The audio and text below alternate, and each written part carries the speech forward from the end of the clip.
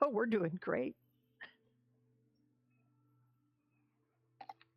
No. Shadow, Yes. please tell me what happened last week. Oh, Give me just a second. Just bringing up my character sheet real fast. Paper from last week. We have. Oh yes, that's right. So Bei-leigh wasn't feeling good, so she stayed at the pub, and the rest of us went to check out that alley that Shadow and Ayre had seen the people disappear down, the cloaked people disappear down. So we went down the alley and we found a secret door, did a little exploring around it and figured out how to open it. And then we saw some ladies in there and we explored. Xerix ended up getting grabbed and getting a bath, which he did not like at all. Horrible. And let's see. And so he ended up like trying to escape, and that was right about the same time as I stepped in to like intercede on his behalf, which wasn't as necessary as I had originally thought, because he just kind of went complete savage ninja on them and killed them all. They gave me a bath. yeah. They deserve to die. Yeah. And then from there, we ended up going upstairs. Although before we went upstairs, one of the things that Shadow had discovered was I had listened to a door and I'd heard voices behind there. I believe there was 4 distinct voices, and they'd like named the woman who was rocking the books as if it was a baby, Alice, and so on. And they talked a little bit about what was going on, and nothing in detail, but a little bit. And then we all went upstairs. Oh, and Bei-leigh joined us, right? Just after this all happened with the killing. Yeah. Bei-leigh came and she joined us. And then the majority of us went upstairs. And upstairs, there was a couple different rooms and 2 distinct rooms with beds. One with regular beds and then one with beds that seemed to be caged in. And the ones that were caged in, nearly all of them were full, with a wide variety of people in them. It seemed like they were like young, old. Some were men, some were women, some were like, I believe there was 3 that were city watch. So there was a wide variety. And then we were talking a little bit, and well, actually, Shadow was not talking. Shadow was, can't remember what we had said, but for whatever reason, I was playing that I didn't speak because I didn't want them to find out that I was female, because I figured that it seemed like most of the priests were, or whatever we're calling them, priests, were men. So I didn't want them to know that I was a female. And let's see, what do we have? Cultists talk about taking poison. Xerix was going to meet the boss. The people in cages start going crazy and one escaped. And oh, I have a note here. Praise be to the Devourer. I think someone had said that. I just don't recall who. And then we were about to do combat. Because do combat with all of the crazy people escaping. Mm-hmm. Yeah. I will allow anyone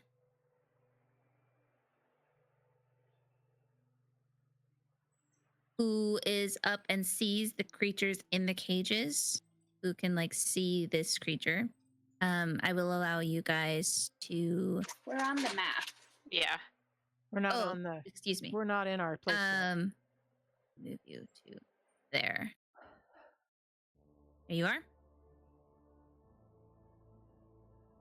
Let me know if the music is too loud.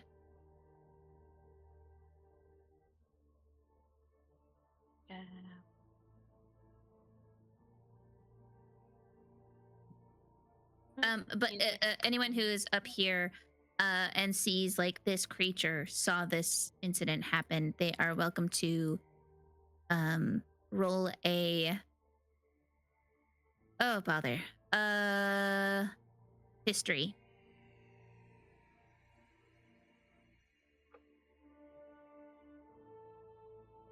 I think I'm close enough Sweet. to see it.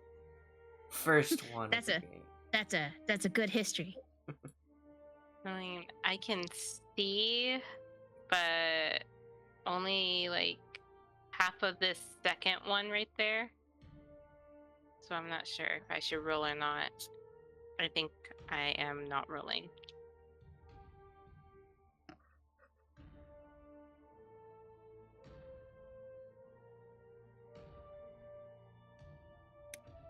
Okay, well, Ayre and Bei-leigh, you both recognize this creature. They look eerily similar to the creatures that you had seen in the mansion. Oh.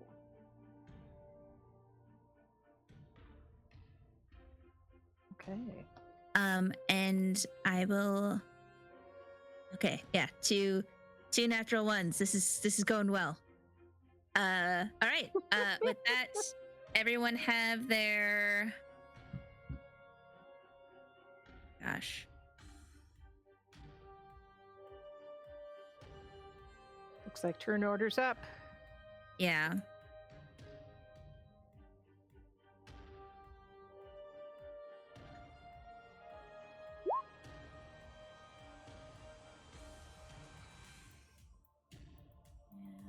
Turn order.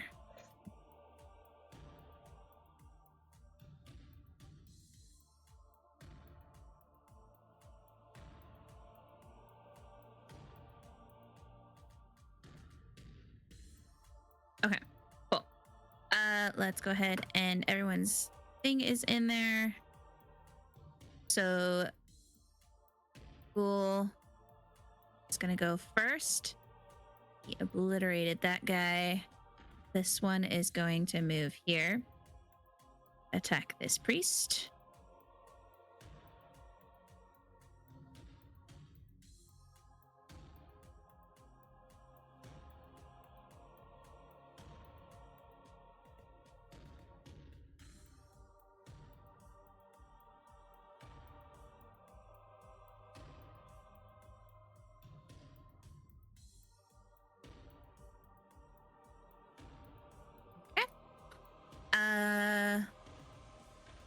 This one is going to move.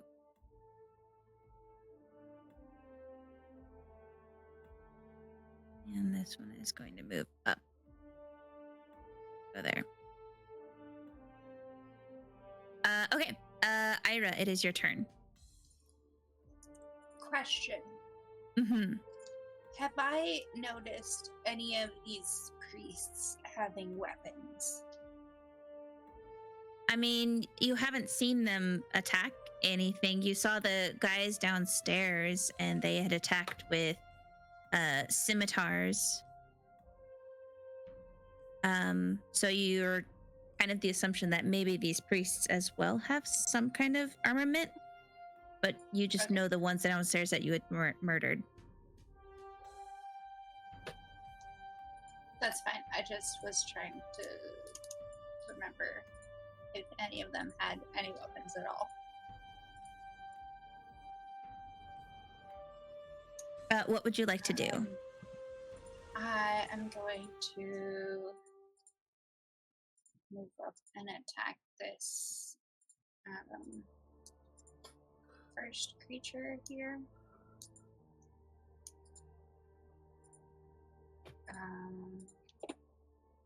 With my short sword. So there is a creature right here. I thought it was dead. Oh no, it. Okay. No, it Never mind. murdered that I was- priest. I'll step forward and attack that one then. Okay.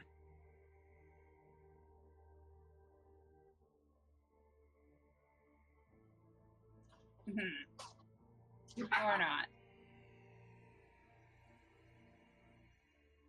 That does not hit. Is there anything else you'd like to do?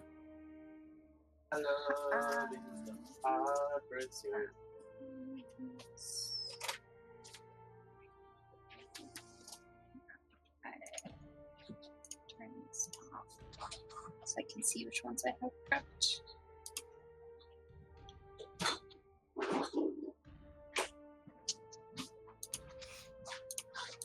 Rolls.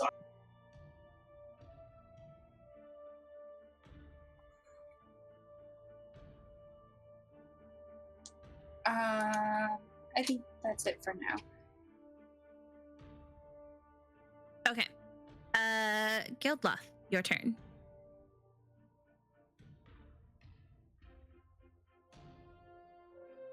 He went to get ketchup. I'm I'll gonna be right back. Punch.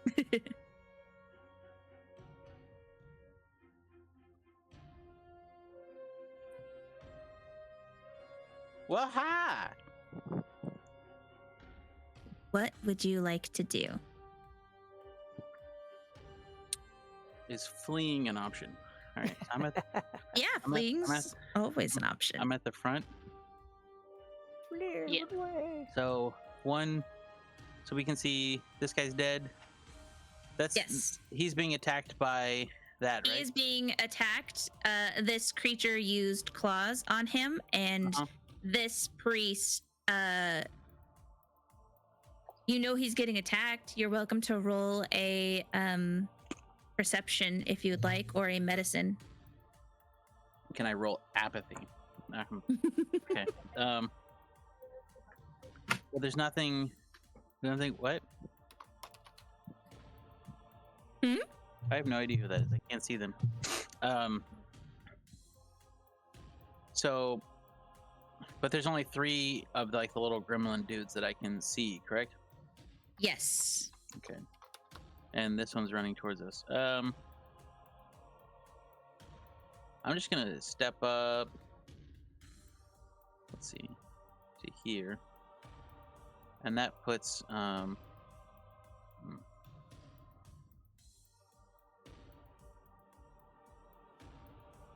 Oh, thanks for writing that personality trait stuff down. I appreciate it. Oh yeah. Yeah. We also Yes. just quick reference for your key stuff of the whatever you have to roll for martial arts and your Yep. DC for key, because I know that's come up. And then I also added in your breath weapon, so you can just roll it as an attack now. Oh, sweet. Yeah. So I would. I'm pretty sure I hit the tiles are 5 feet, right? Yes. Okay. Then from here, I'm gonna bust out the arms and everything within 10 feet that I deem. Which I'm gonna include. Oh, this guy. those priests are gonna be so jelly. So all six of these dudes here, they all get hit. Okay. Because that's 10 feet. You're gonna get Meow. jellyfish. And him And this too. one. I don't really care. So what do they need to roll? It's a Or is it just an automatic? no. It's the astral self. It's the key DC. Yeah. I don't. Yeah, I think it was just like Oh, succeed on a dexterity saving throw. Yeah. Or take force damage equal to 2 rolls of your martial arts die. Yeah. Okay, cool. So Does my wisdom affect that modifier at all? Or is that what the 10 plus 5 is? that's what I believe the 10 plus 5. Okay, yeah, so it's a dex 15. Wow. So one of them failed. So what happens? Only one failed? Yes. Well, that one takes 7 damage. Okay. So this one is closest to you. And then the others, do they take half It's 4 damage?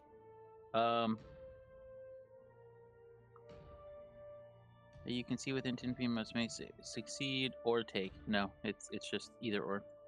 But Okay. also, I included him in the. Oh, the cultist? Yeah. Oh, okay. Let me roll for him. I mean, you might end up. Yeah, he failed that. So, describe to me how you kill this paralyzed, helpless cultist. Just my exuding Jeez. bravado, just ripples out from my center key, and his conflicted soul just couldn't withstand the pressure, and realizing that he had led such a despicable life, he died of a broken heart. That's rough, buddy. He just collapses, even while paralyzed. Mm.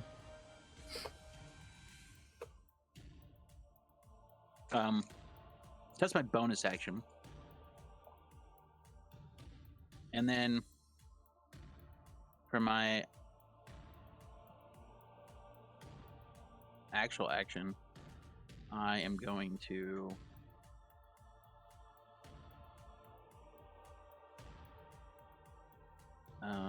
I believe that my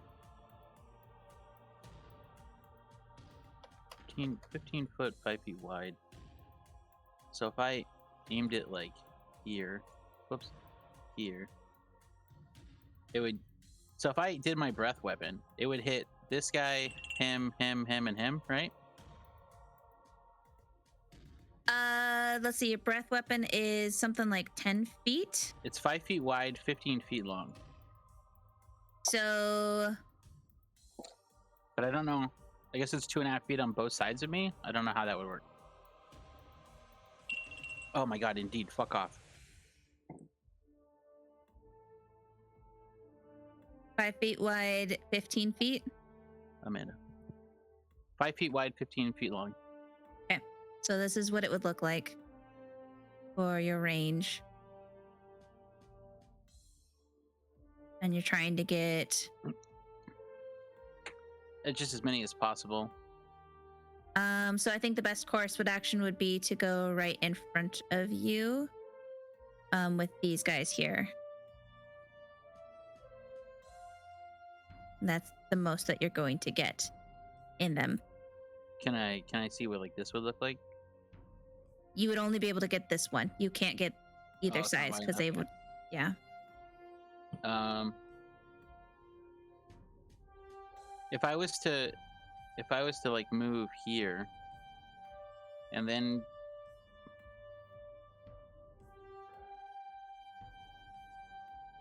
would I take an opportunity attack from this guy? Or would I still be within his reach? Where are you trying to move to? I moved one tile. I moved from here to here. I'm just wondering if Yeah, this guy would get an attack of opportunity on you. Okay. And I'll just stay where I'm at then, and I will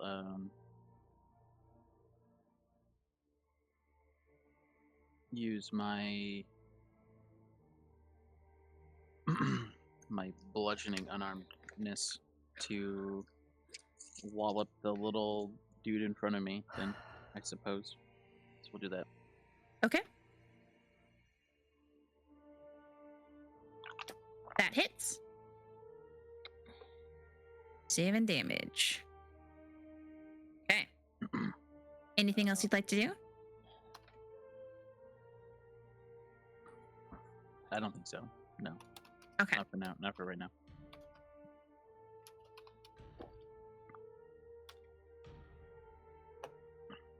Okay. Then with that, we move to Xerix. All right. I will move. Join the party right here. And attack the one in front of Ayre.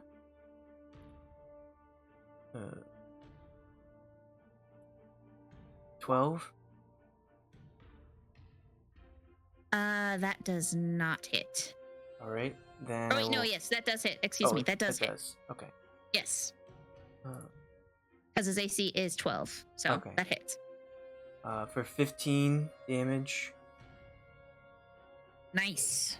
and then bonus action stabby again for a crit. And that hits. I don't know why it rolled for me crit, but That thing. Okay. not really.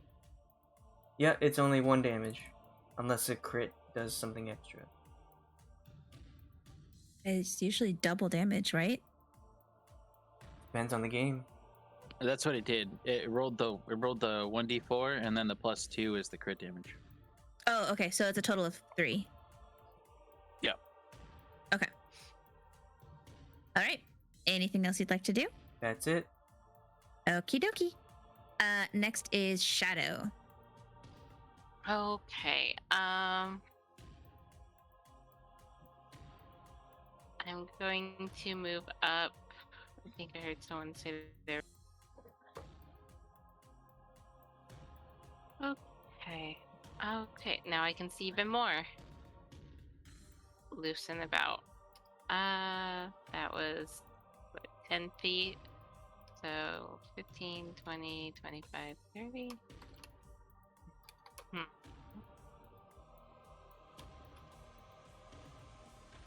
They've kind of got a nice little wall of people right here to handle these guys. I will move closer to this one to kind of cut him off. Let me measure just to make sure. So I was right there. So yeah. I can move. Okay, yeah.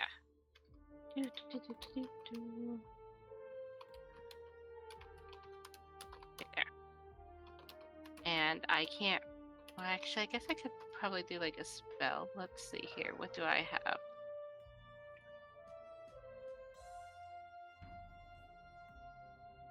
And for the target, the range of persons. Okay, so we will do. Since I can't reach him with my sword yet, let me make note that I'm using that. We will use my acid arrow on this guy at the end of the hall. That does not hit. Okay. Is there any on a miss, the arrow splashes the target with acid for half as much of the initial damage. So go ahead and roll the damage, and then he will account for the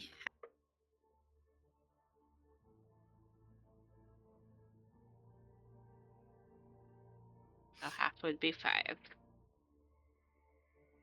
splashes the target with the acid for half as much of the initial, so he takes 5 now, and then no damage of the next turn. Okay. This dude's taking 5. Okay. Anything else you'd like to do? Nope, I'm gonna hold this ground for now. Okay. Bei-leigh, it is your turn. Can I step forward and hit this guy here without hitting Shadow? It looks like there's room, but You can get here. There is no friendly fire, Okay. so you don't have to worry about hitting her. okay, Right? good. Is that All right, Alex? Yeah. 'Cause that was a DM, but 3.5. mostly there isn't really any. Okay. Yeah, Well, there I've are already- Unless you- spells. Unless you roll a So- 1. Yeah, you roll a 1, Or You might there hit are somebody. certain spells that say that they target everyone in Okay. that area. This is a ranged attack, so I would figure it's not the kind of thing that's gonna. Well, we'll say scorching. You have to ray. read the spell Yeah. card if it says everyone in range. No, it says you hurl them at targets within range. You can hurl them at one target or several. Make a ranged spell attack. So I think that is fine. Okay. Well, I want to use that one, so I think I hit it 3 times, and it doesn't let me cast it from this page, so I have to go back to my other page. You told me that you wanted me to cast spells from this page, but it doesn't. Well, maybe I can. No, it doesn't let me click on. Oh, maybe it will. Here we go. 1. Yep. All 3 on this guy. Okay, all 3 hit. Okay. Do I click it to get the damage, or does that the damage? It's 1 to 6. You click the There we go. the scorching ray Okay, there's Bob the given first to us. one, there's the second, and there's the third. And that's it for my spells for now. So describe to me how you kill this guy. I 3 blasts burn him to sort of a crisp, and he sort of, crumbles up. Okay, Crispy critter. good job. Now, let me confirm that was a 2nd level spell, and I only have 2 slots, so that's it for my slots as far as spell slots. Let me take a look here. See. Did you cast one already? Not today. I mean, not in this. Not I today. think she had cast something last. I did a session. cantrip.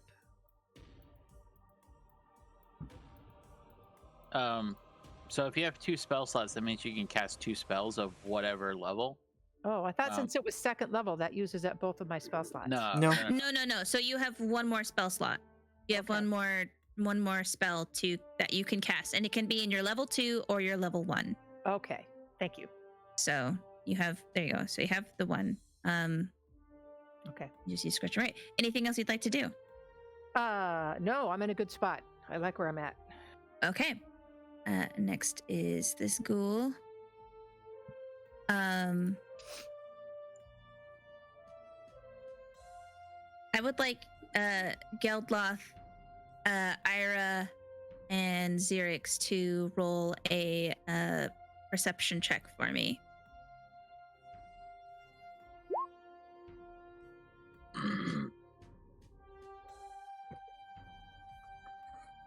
Okay. Geldloth and Ayre, you guys cut down these creatures and you turn to look, and you see this creature had been focusing on this cage, and with a massive claw strike just cut down the bars. And this creature steps out and moves back.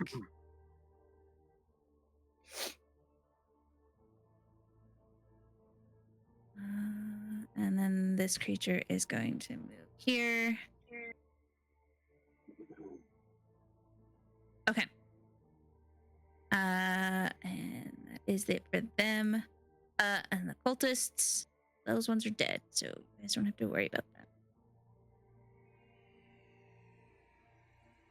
that. Ayre, you see this cultist like run down the stairs and disappear.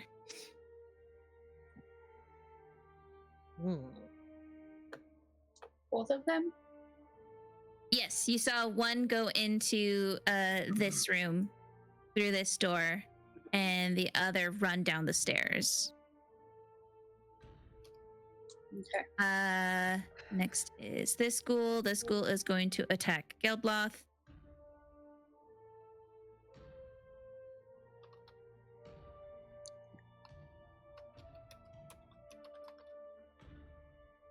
What is your... Well, I'm assuming this doesn't hit. What's your AC, Geldloth? 20. Okay, yeah, this doesn't hit. I'm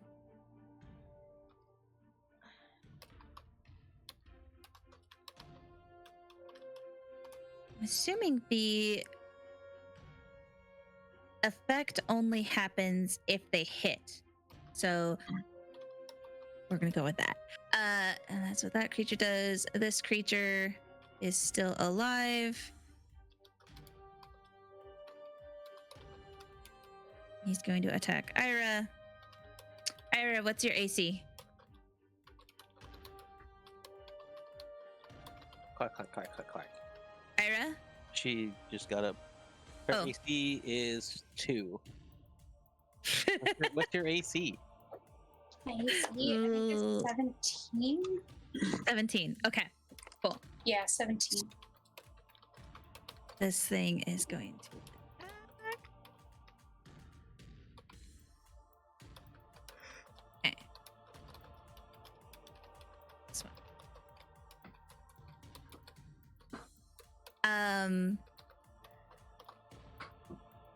Ayre and Geldloth, you guys see that this creature in this cage, this one's coming up to try and help it get out of the cage. And this one just starts clawing at the bars, and you see him cut the bars in half. And so this creature is free from its cage. Ayre, it is your turn. There's still a creature in front of you.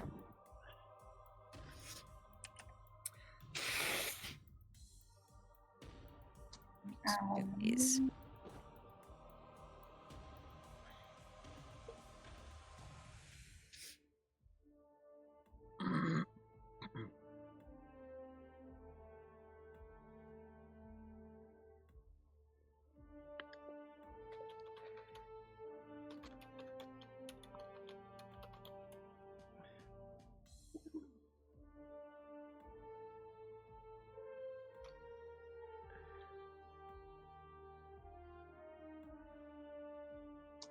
I'm going to use my bonus action to cast Divine Favor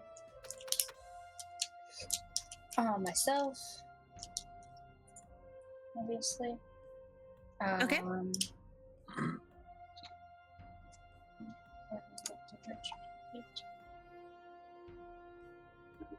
I'm gonna swipe at it again. Or not. What the fuck? That does not hit.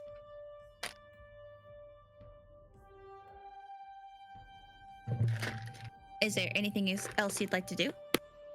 Nope. Okay. Geldloth.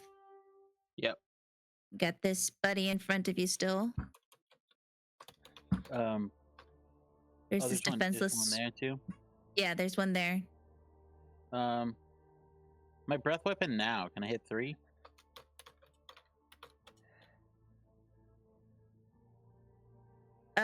Let's see here. Breath weapon. I mean, again, you can hit these 3 in front of you because it's got that range. Yeah, I'm gonna do that. Okay. Each creature. I don't know if I want to do that actually. 8, 2. Oh my god.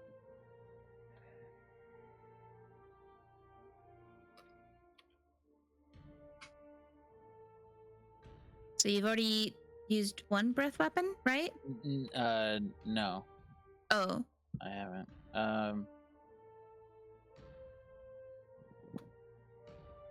Do I get the feeling like these guys are fast, aren't they? They are pretty fast, yes. Oh, you remember them being pretty fast. You remember them being in the house. You remember those creatures were pretty intelligent in the sense that they were capable of running away. Okay. Yeah, never mind. I think I'll just beat up the one that's right in front of me. You said that this one is free? Yes. This one is free. He's freed himself. This one, it didn't work out for him. He broke a nail. All right. Yeah, so I'm just gonna wall up the one that's in front of me again. Okay. That hits. Roll that damage.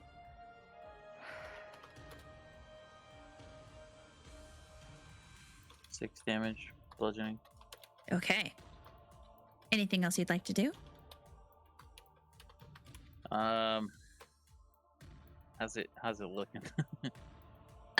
He's looking beat up, but seems like he's still got some pep to him. All right, I guess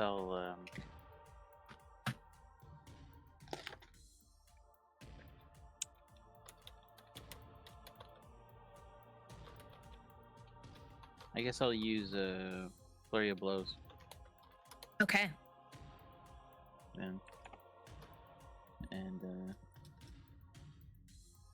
Okay, cool. Neither of those hit, I'm afraid. That one. Roll a d4 for me.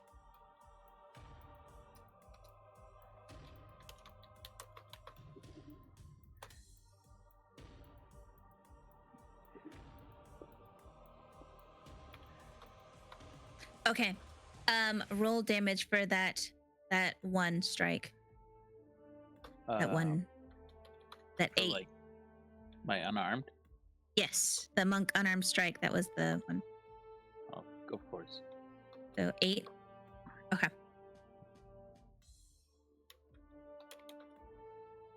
Okay. So you go to hit that creature with your unarmed strike. And the creature sways towards the left, and you accidentally punch in some of the bars on this cage, and this creature starts trying to just claw at you. You've opened a nice little, just punched a bar. He's got a little bit of a gap to swipe at you now. Xerix, your turn. How hurt is the one in front of Ayre? The one in front of Ayre is not looking good. It's it looks pretty beat up, and it's slowing down a little bit. It's even vomited up a little bit of the monk that it was chewing, the priest that it was eating. Okay, I'm going to stab it. That hits. Describe to me how you kill this thing. So, I'm noticing that Ayre's having a little bit of difficulty swiping at it. So as she's swiping at it and feeling bad about it, I do a little stab in the same spot and be like, "You got it! Good job!" You're doing it! Now let's get this other one. And I'll turn to the one in from Geldloth. Which other one? This one there. And I was swing. being sarcastic because there are many. 13 to hit That hits. for 10 damage. And describe to me how you murder this one. Good job murdering them. Weren't you the one that was murdering them last time too? Murdering. I couldn't think hit anything so? last time either. I feel utterly useless in combat. Why did I want to be a paladin? So I will, after making a little nice stab in the other one, I'll turn and with my offhand, just stab its head and smack it into the bars, in front of Geldloth. Be like, "Yeah, good teamwork. Let's all keep it up." Nice. All right. And then Anything I'm gonna move to here to body block them from getting out. Have you seen Couples Retreat, the movie? Did it have cages in it? Nicolas Cage. All right. Shadow, it is your turn. Okay. So I hear all this going on behind me, and I'm going to 1, 2. I think I'm going to try to come up behind them since I'm pretty sure they're still like a line right there. So let's see here. We are right here, and we are gonna go. Or is the wall end right there? I think it does. Let's do that again. And I think I can move 30 feet. Actually, that's all my movement. I could potentially move, I think, 40, right? Yeah, you could use your full turn and move there. Okay. Now, if I wanted to actually let go and have it move, how do you do that again? Now that I've got it measured out, I think I'd move to that one. Anyhow. Change to the clicker. The point, not the ruler. There we go. Well, I know that Yep. there's a way that you can like measure it out with that one, and then it like moves along the line. Left But click I and never. left click and hold, then right click and start doing your movement. Okay. Okay, that's my turn. Okay. Can So you are right on top of that creature. I'm going to have to move you. If you could move here. Yes. Wait, I am close enough? No. Heck. Because there's a creature right here. And if you want to move past him, you can. But you can't be on top of the same square as him. Well, if I move only 30, I didn't know that there was a creature right there. If I move only 30, then I could attack him. I have one more level 2 slot left. I could use my acid arrow again. See if that works. Ooh, that hits. Okay, and switching back. And yes, level 2. Ooh.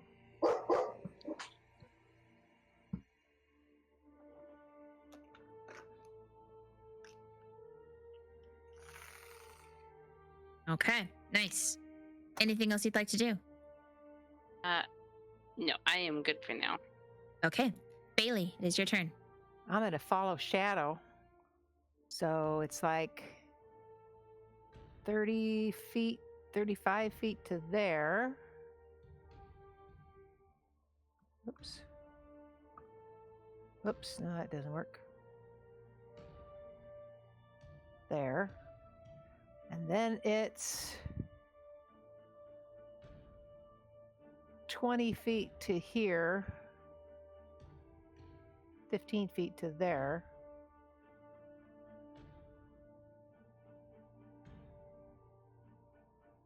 Can I still take a shot at this guy?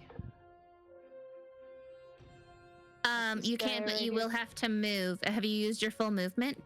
That was 35 and 15. So you can't attack because you basically used your full turn Okay. to move. All right. So Okay. you can't stay on that spot though because you have a comrade there. Okay. My speed is 30. So I can only move 30 in one turn, right? If you want to attack or do anything else. Okay. All right. But you So I'm can gonna- move a total of 60 and just Okay. that's it. That's end of your turn. Okay. I will just stay there then. Right Okay. beyond. Okay. All right. All right. This guy. This guy flanked now. No, he's not You don't? flanked. He isn't? That's not. No, Oh, that's not how flank works. whoa.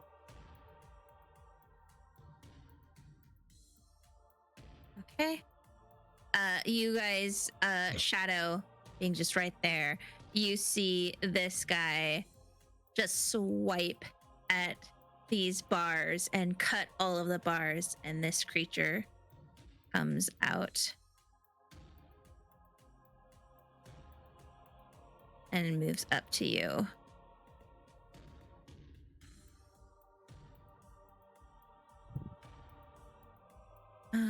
let's see, that was that creature.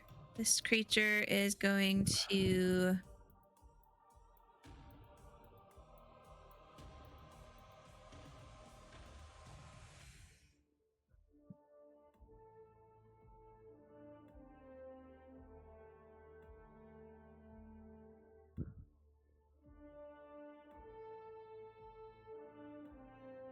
Ayre, Xerix, Geldloth, you guys get opportunity of attacks on this guy as he tries to run.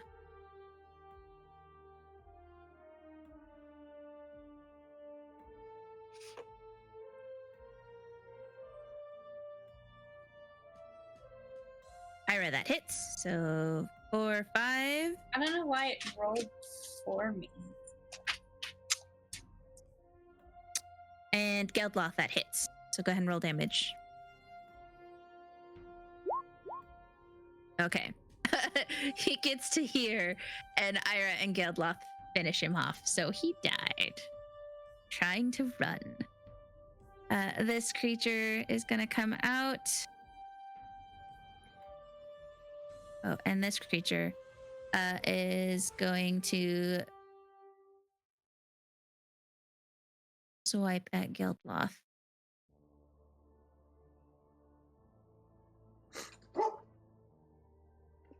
That does not hit. And let's see, this creature is going to get to here.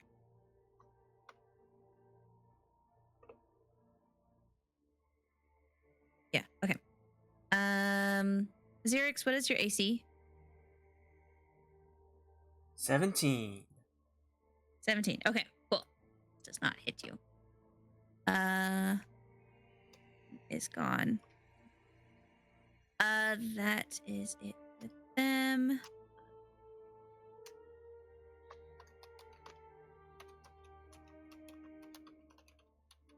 Ayre, you hear a door open behind you.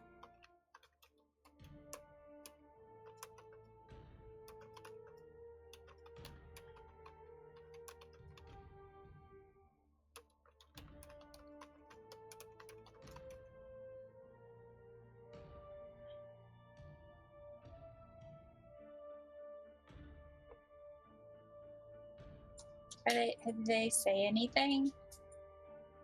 They just hear the combat, and you hear this one say, like, they're in there in the other room. And one of the other priests says to the other, like, okay, go get the rest. And that's what you hear. And you hear a bunch of footsteps coming out of said room.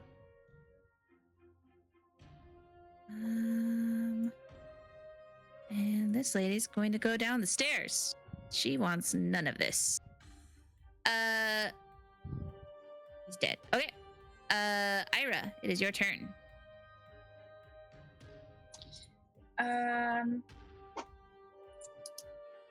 There's nothing to immediately attack. So let's see.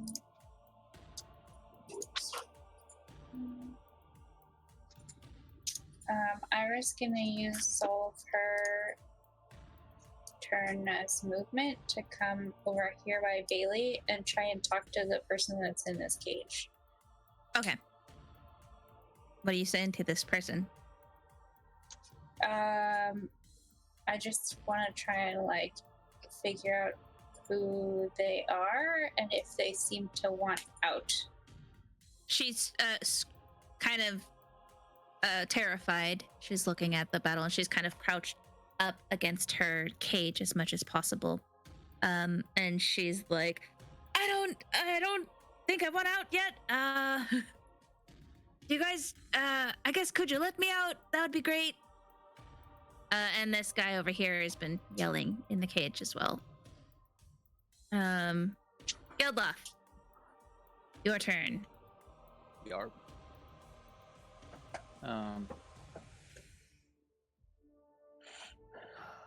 So this person is yelling at these people? No. There was just you weren't able to see it, but Ayre was like pretty close to the doorway.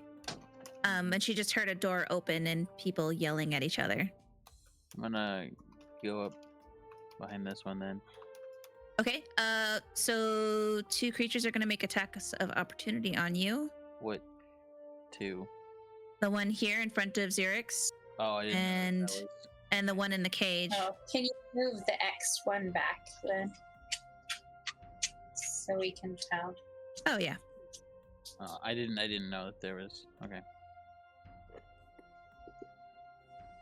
Well, if that's There you the kid, then I'll attack the one that's just right there. Okay. Can this one hit me? Yes. Oh. Okay. I'll just go after that one. And Okay. After my monk fists have failed me, I'm starting to use my quarterstaff. So.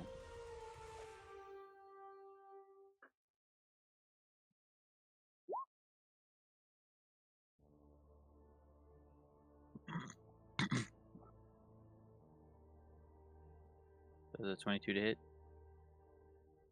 Oh, that hits. Yes. 2 hits? Okay. So it'd be 10 damage, 10 Yep. force, or 10 bludgeoning. That'll be. I guess that's my turn. Okay. Xerix. Once again, how weak is the guy in front of us? He's looking, like he's still going. He's not looking heavily damaged at all. Okay. I'll change that. That's a hit. Yeah, sneak attack on. For 11. Okay. Still up. He's still up, but he is looking not great. Okay. Awfully disheveled. For another 4. Describe to me how you murder this guy. Just like I feel like people were running away for some reason, and it's kind of weird because there's still got people over here. But just like follow Geldloth's lead and just keep going, stabbing a couple times, do it. Thwap, thwap. Okay. Shadow, it is your turn. Okay, well, I'm going to stab using. There we go. The guy right in front of me. That's a hit. Roll that damage. He is not looking great, by the way, so. Yeah, all right. Describe to me how you murder this thing in front of you. So I stab him through, just shove my sword forward and I stab him through the chest. And he falls backward. Oh no. He says, "Hey, you got me." Looks like, Bei-leigh. God. Is that the end of your turn? Yeah. Okay. Bei-leigh, Oh wait, it's your turn. actually, I want to move closer so I can stab at the next guy Sure. on my next turn. Yeah. You can move up a spot and just step on top of that dead body there. You just stabbed. Yeah. Sorry. Not sorry. You're just like, excuse me. Okay. Bei-leigh, it is your turn. All right. So this guy here is still alive, right? Yeah, she's screaming in her cage. Okay. You recognize that her the clothes that she is wearing appear to be guards' clothes, like of the city watch. Oh, dear. Okay. Well, I've got one last spell. I will use it on this guy here. I'll do my Scorching Ray again from Bob. All 3 on him. Now, What? No? Okay. well, no, On this guy? So no. I'm just trying to think, like, if you're able to cast that through bars, like through a cage. Oh, can I step? I should step forward then. I mean, that's more safer. Okay. I'll cast step forward. Because I'm not sure. It just says target within range. So I'm assuming that it's fine. Okay. Oh, I can step forward. Yeah. Okay. So that was 1. Where'd it go? 2, 3. 1 was 1. This was the first one way up here. so all three hit. Okay. So go ahead and roll the 1, damage. 2, 3. Okay. Probably overkill.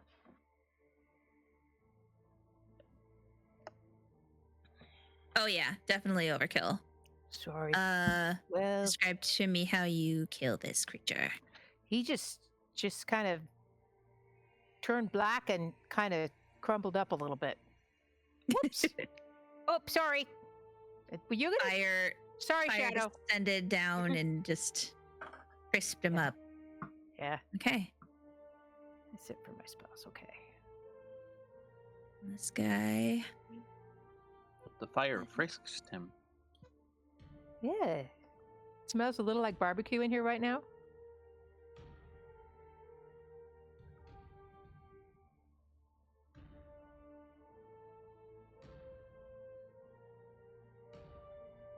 Okay. So this creature goes to swipe at the bars on the cage and cuts it open and hops out through the side. And this creature's still stuck in his cage. That seems to be it for the ghouls.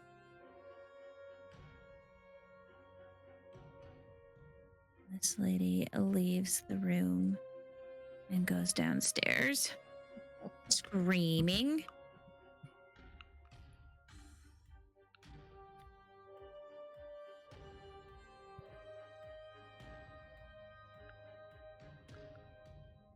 Oh my gosh, why doesn't it?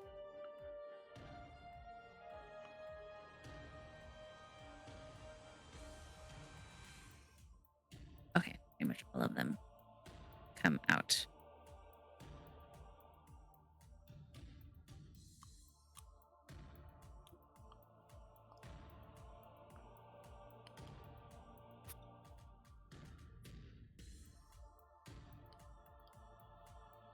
Okay. And this cultist comes in and says, "What's happening in this room? What are you doing to the product?" And he looks at you, Geldloth and Xerix. And waits for a response. Oh, well, I think it's kind of like quality assurance. Gotta What? make sure it's up to snuff. What are you talking about? Well, I mean, you bred them to Did fight, you open right? these?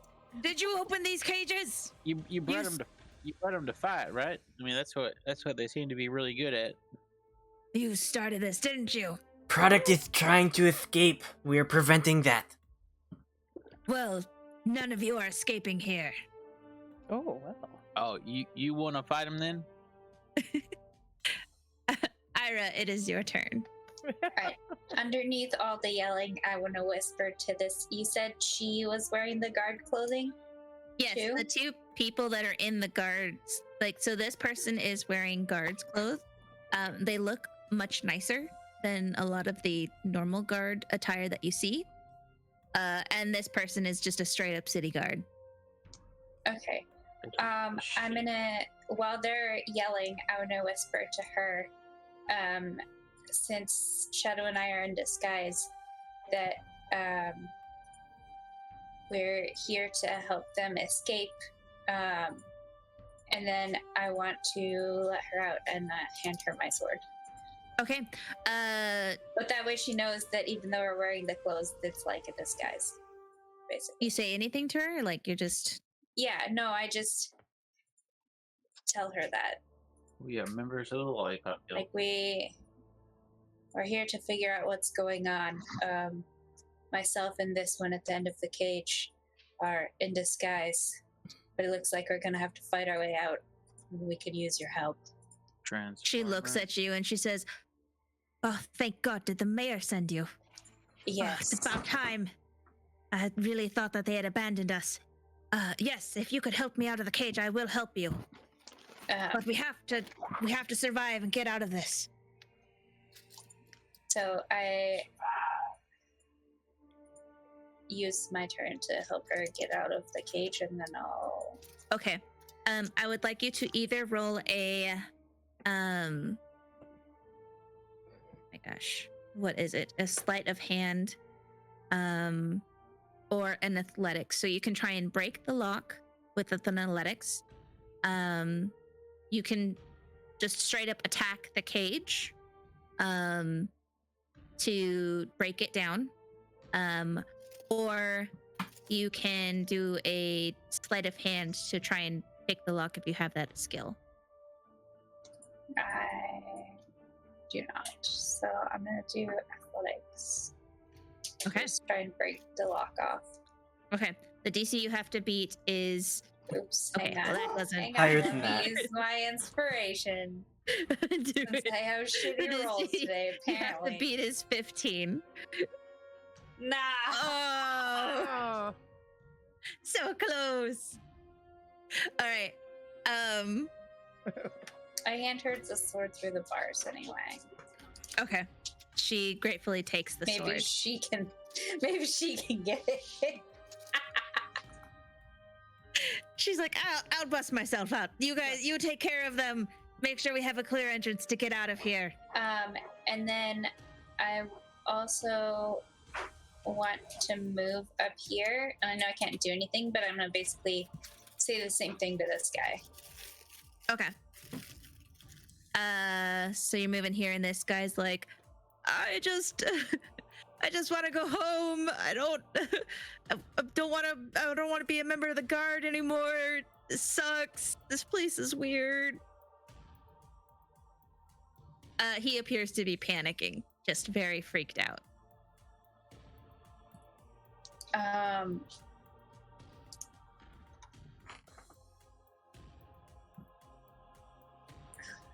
I can't do that, can I? I can't cast anything, can I? At this point, because I already tried to break open the other cage. Yeah, that's pretty much it. It's just movement is Okay. all you have left. Okay. Geldloth, it is your turn. Oh, is it? what is it now? It doesn't have to be. You could skip your turn. Whatever you want. I'm just gonna like walk over here and just be like, all right, well, you guys said you wanted to fight him, so have at it. I'm out. I mean, you said it was yours. I mean, if you wanna test the product yourself, then be my guest. You know, I'm just here as a health inspector, you know. And then they started picking fights, so As a health inspector. it's whatever.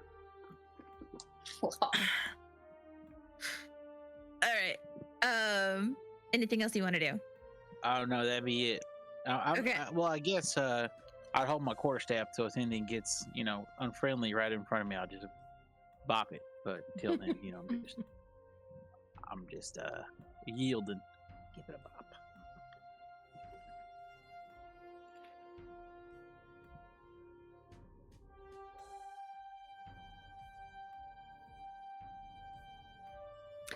Okay. Anything else? That's it that you want to do? Yeah, that'd be my Okay, turn. and next is Xerix. There's still a creature here. I'll just go ahead and move these bodies. The whole situation. Just in case, you know, more bodies show up or something. Is this a space right behind me that I can move into? I mean, there was. Yes, I'm gonna say yes. The map is Okay. weird, but yes, because it's basically like up against the wall. I'll move to here so I don't see what's on the other side of the wall. So like taking the lead from Geldloth, I'll just back up into the crowd of people like rushing in the room. I'm gonna say, well, if you really want to contain the product, go right ahead. I won't stop you. And I will take the dodge action. Okay. Attacks against me have disadvantage, and I have advantage on Dex saving throws.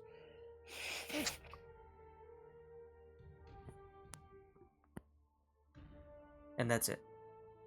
Okay.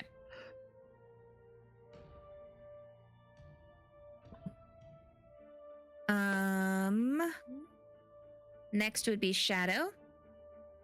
Yes. Okay.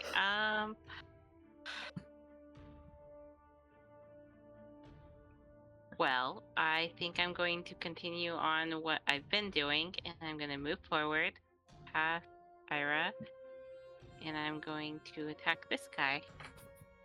On guard. Stab. Did I hit him with my stab? That hits. Yes. Go ahead and roll Okay. damage.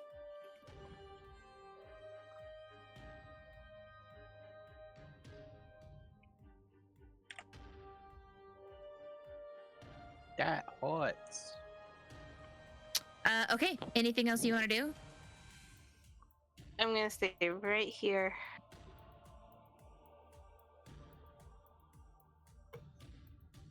Okie dokie. Okay. There we go.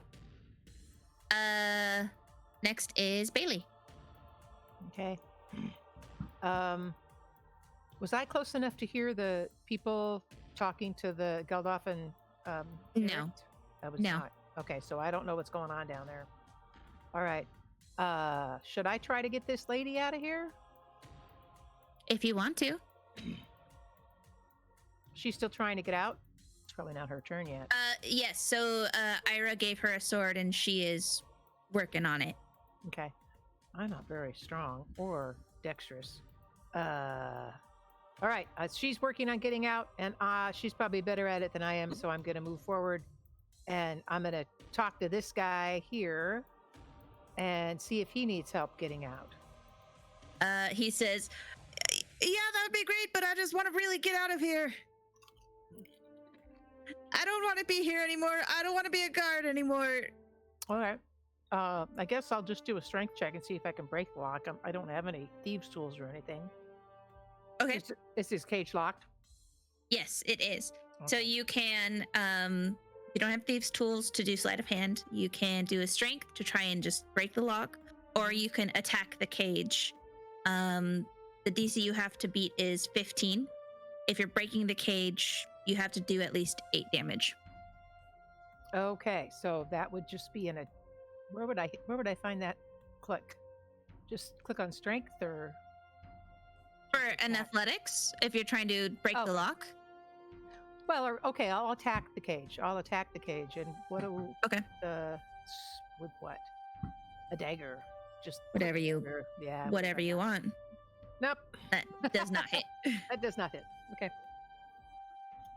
Just futilely wailing away at his cage. That's probably me my turn. I doubt if I can do anything else. Okay. There. Next is the ghouls. And guy gonna try and break out. Shit.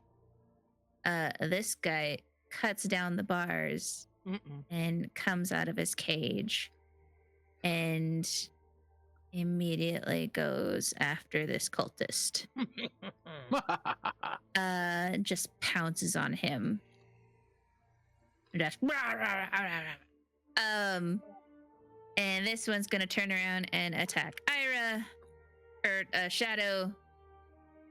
Oh. Shadow, what's your AC? I believe it's Yeah, 14.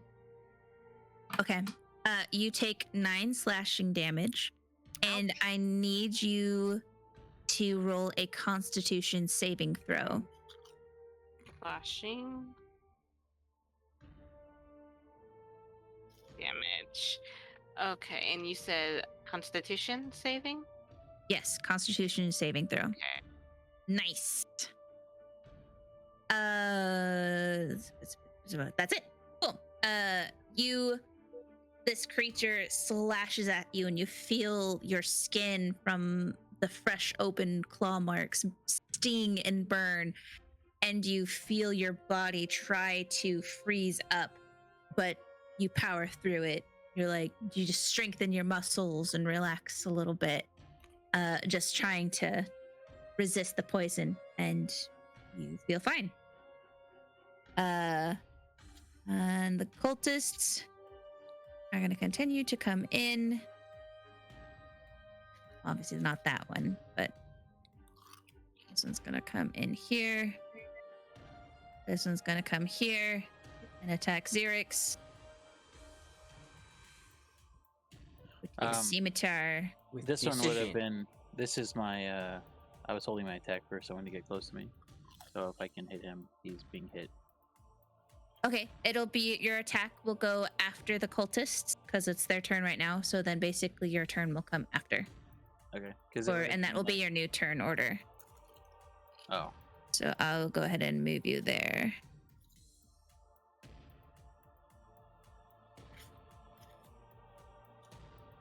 This guy's going to move. Oop.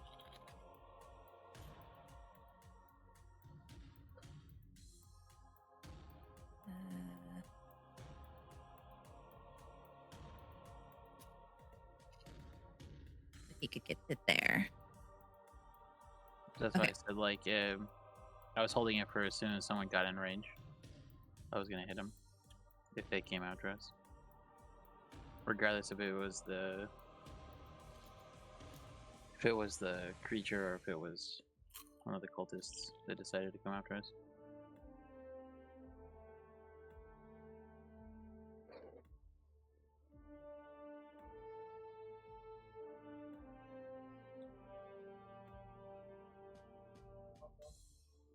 What are those different looking guys? Oh, they're the ones with the bloobitas. The what? The squid faces.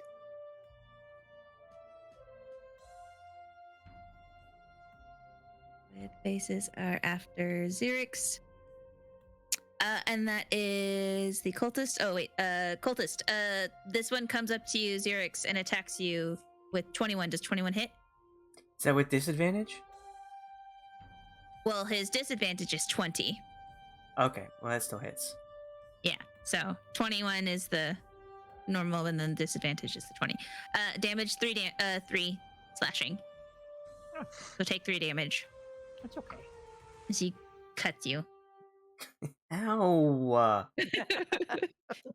They really need to give us better weapons than these rubber rapiers.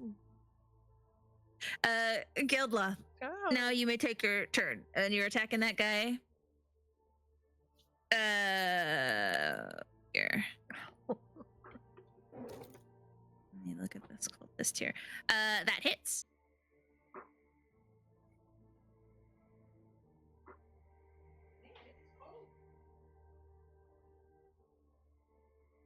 Okay.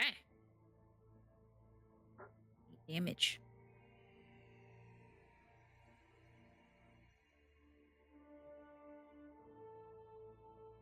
Anything else you'd like to do, Geldloth? No.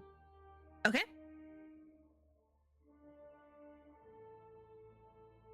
He is not looking great. It is this lady's turn. You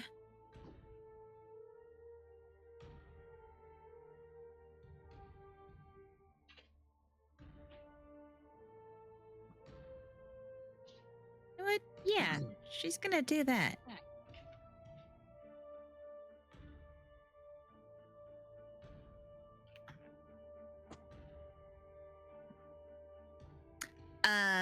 and she busts out of the cage. Gets to here. And she yells at Ayre, like, "We're killing all of these cultists, right? These sick bastards." I Okay, Ayre, it is your turn. I don't think that guy's gonna be much help, so he's safer in the cage unless Bei-leigh can break him out. So I'm gonna walk up and attack this guy. Do it. And you got advantage because you got him flanked. Oh,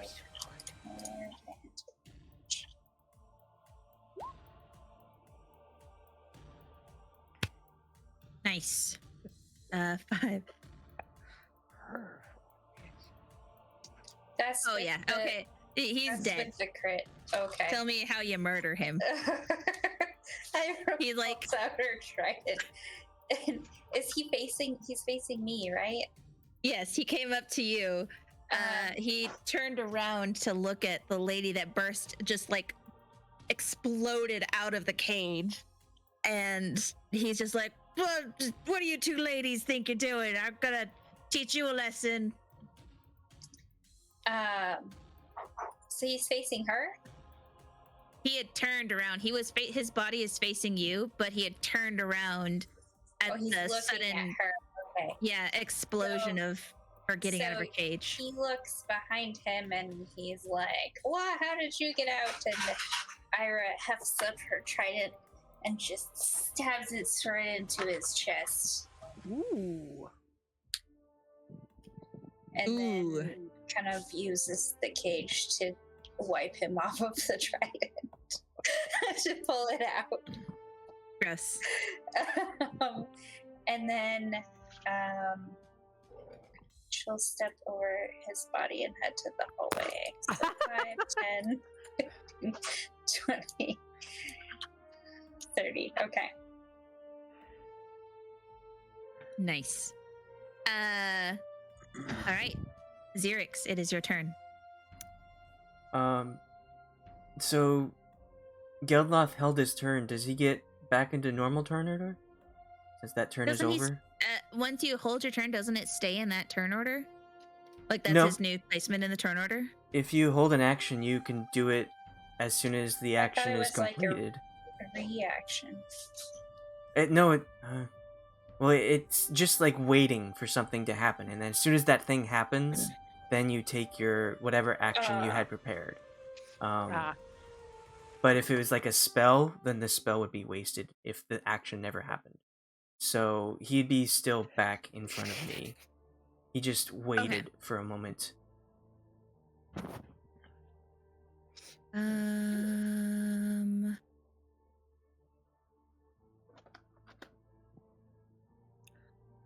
Quick reference. There it is. Because it was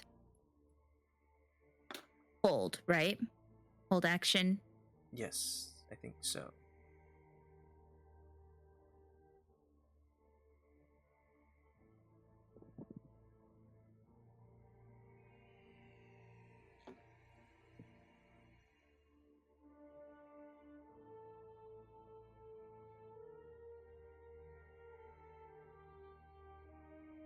First, you decide what perceivable circumstance will trigger your reaction. Then you choose the action you will take in response to that trigger, or you choose to move up to your speed in response to it. When the trigger occurs, you can either take a reaction right after the trigger finishes or ignore the trigger. So I guess he does go back to his original turn order then, which is before you. So then it would be Geldloth's turn. I guess I would just hit the same dude again. Do it. That's a hit. Okay. You murder him. Would you like to describe how you murder this guy? Just kind of like a Wukong, just because I can't swing. It's just coming down, bopping him on the head. So it'll just cave in his, like the front of his skull. Ugh. Anything else you'd like to do? I'm kind of stuck, so no. Okay. Climb into said cage. Xerix, now Well, it is your turn. How much clearance is there above the cage? All the way up to the ceiling. Oh my gosh, that's a good question. I'm gonna say that it's normally 10 feet is this normal ceiling height? Yes. So these cages would be about, they'd be 5 feet high, so there's probably another 5 feet on top of the cages. So I guess technically you could hop the cages if you wanted to climb up the cages. That would be a athletics to climb up said cage. Would that be my action, or would that just be part of my movement? That's considered when you want to use a skill. I think that's part of an action. Yes. So if that attack was a bonus action, because that's something you can do as a monk, right? No. I can.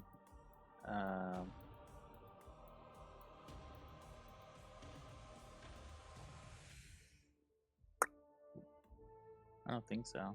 Bonus action unarmed strike, but that's pretty much it. Immediately after you, yeah, the only flurry of blows is a bonus action. I don't have anything as like a. I don't see anything about like a bonus action as an unarmed strike. I don't know. Unless it's It's under martial arts. when you use your action with an unarmed strike or monk weapon on your turn, you may use one unarmed strike as a bonus. Oh, Jesus Christ! Okay. Wow, I would have hit people so many more times. Okay. Wow. Well then. Is there space for me to squeeze between the bars and Xerix? You can walk past all of these guys and you just take attacks of opportunity. Walk past all of who? Like, where are you wanting to end up? Where the guy I just killed is? Yeah, you can get right there. Okay, yeah, I'll do that, and then I'll use, I guess, my bonus action to... This one's still attacking the cultist, right? Yes. Then I'll bop this guy. With Okay. my This one unarmed- that was attacking Xerix. Yeah, with my Do it. with my fist. Oh, That what? hits. Okay, yeah. Okay.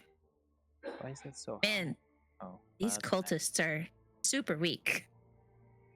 Nice to know. they are being cultists.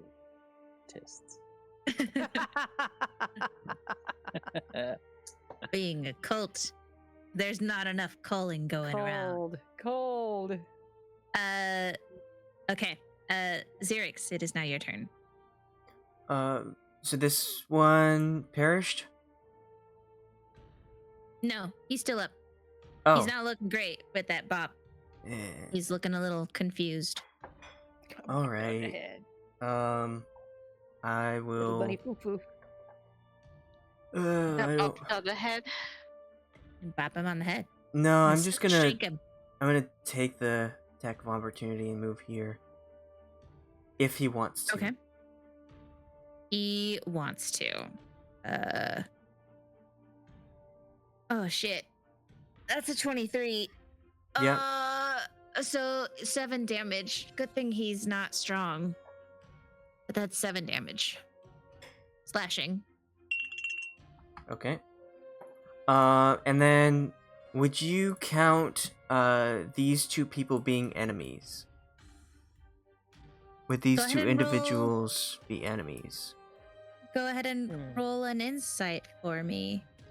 Well, this is a mechanics thing. It's not really a character thing. Oh, you're wanting to know if these are bad guys. No, They if came in with the cultists. if the monster and this guy are enemies, are they enemies of each other? Probably. I mean, Okay. this creature is just attacking anything and everything. So everything is its enemy, Okay. Good to know. even its fellow zombies. Oh, okay. That's fine. Then I'm going to attack Mr. Octopus Face. Okay. Um. He's like, that's offensive in so many different ways. Well, That throw it with hits. my dagger, though. Take it. It's so offensive. Oh, this dagger! There's Oh. 17. Ow! Okay. All right. And then again, if he's still up. He's still up. For Pretty 11? That smooth. does not hit. Oh. All right. That does not hit. So just 17 to the first guy. Okay. Take my dagger! Oh! It's so sharp! Ah. I'm offended. Even more offended. Anything else you'd like to do? Nah. Okay. He took a lot of damage and didn't die yet. Well, that guy's. And this guy gonna attack ya. 17 AC.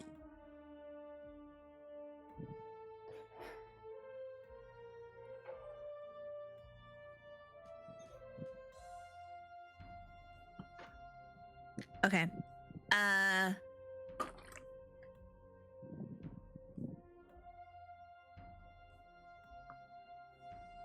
So,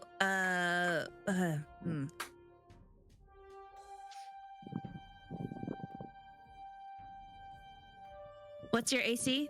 17. Yeah, what's your AC? 17? Okay.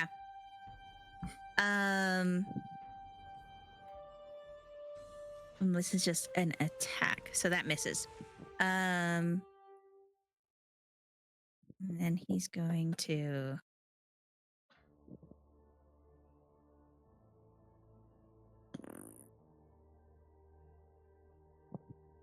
move. Actually, he's going to stay where he is. This one is going to move here. This one's going to here.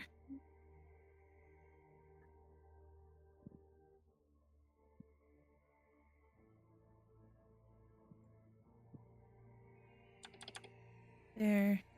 There. That's everyone. Cool. Oh.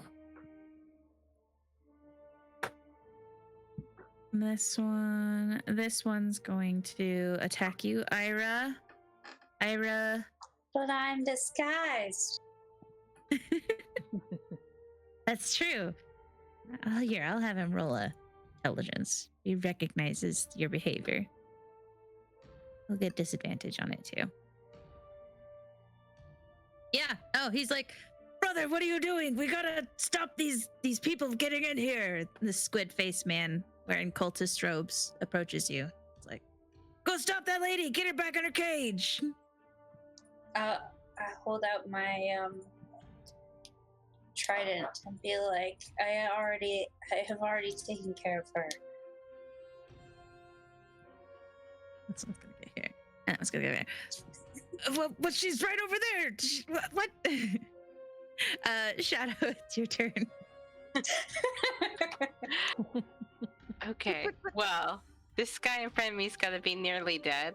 So I'm going to on guard, stab him again. Dun, dun, dun. Do it. That hits. Go ahead and roll that damage. Oh, that could have been better. He's still standing. He's still just hissing at you, I might trying to not swipe stabbed at you. a very good spot. I need to get a better stab in. Aim for the heart or the lungs. Stab him better. Anything else you'd like to do? No, I'm still working on this guy. I'm going to get him. Okay. Just give me time. Your kill. Nobody take Shadow's kill away from her. Hurt her I'm feelings. Turn around and Okay. stab it. Away. All right, I I'm- won't. I've hit him twice now. Actually, I've hit a number of them, but I haven't killed one yet. Okay. If you're one of those keep finishing them off, it's like I soften them up for them. I'm out of Xerix spells. gets behind you and attacks it. And he's like, Shadow's like, no! What took you so long? Just kill it! I was playing with it. Like a Yeah, cat. she's a cat. She's got to play with them even after they're dead. True. Yes. Bei-leigh, it is your turn. Okay, I'm going to try a strength check to just try to break the lock on that. Okay. I'm just talk to the guy. Oh God! You try your hardest, and you're just like, "Ah," you got your feet up there as you're just trying to pull the lock off, and just like, I can't break it. And he's just like, it's really okay. I just, you know what? I'll just stay in here. Maybe they'll all die, and then I can get out. It's fine. I feel bad. I do have a spear. Can I hand him a spear through the bar so he can defend himself? Sure. Okay, I'm gonna hand him my spear. He takes it, and he's like, thank you. And you see him, he's just like clutching it and just kind of Okay. like keeping an eye on all the other things. This creature, Shadow, is going to attack you. Oh no. Again? I need you to roll another con save, and you take another 7 damage. Con save. Con save. Con save. You did it. Good job. Again, you feel the stinging burn of the claw marks, and that sensation of fight the stiffness. But you took that 7 damage, so. Okay. And that is it. And this creature is going to murder this cultist. Yep. Definitely murders it.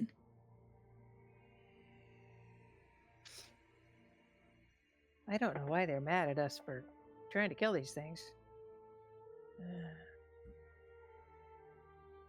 And this cultist screams. This creature just tears into him. And then gets up to try and attack these creatures. Cultist. He dead. This one's gonna be like, what, let's get back there. Get that lady. I told you I already took care of her, and I waved my trident in his face. So this cultist tries to get past you. You do have a chance for an attack of opportunity if you would like to take it, but you are disguised.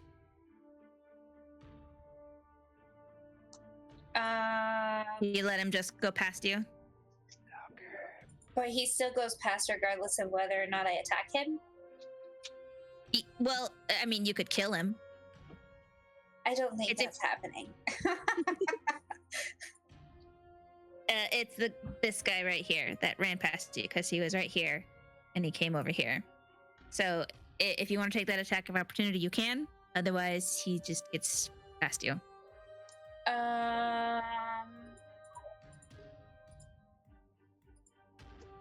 But what I'm asking is, if I attack him, does he still get past me? He stays to fight you, I'd imagine. He would still get past you unless you killed him. So when he dies, then he doesn't get past you. I just let him go past me then. Okay. So he gets past you. He's just like, excuse me, brother, and just scoots past you. Just put the spear, use the spear against the other invaders, those other false joinies. This guy gets here. That one. Next is this lady. She sees that cultist. And she runs up to him. She's gonna attack him with her fists. Didn't she have a She has sword? She does have a sword. Okay. But she seems to be holding the sword. Well, I mean, if anyone wants to make a perception or insight, you're welcome to. Yeah. I'm not paying attention to that. She She's a monk. punches this cultist. in the face, and he goes flying back. Ooh. Corpse just lands against this wall and slides down. And then the rest of her movement, she comes here and she's like, "Murder all of these bloody bastards! May they be sent to their demonic god in hell!" I'm gonna pretend to be scared and go past this guy. Does he let me go past him? He does, yeah. He's just like, "Whoa! Do you see that? Oh, we gotta take her down. No wonder the serum didn't work on her."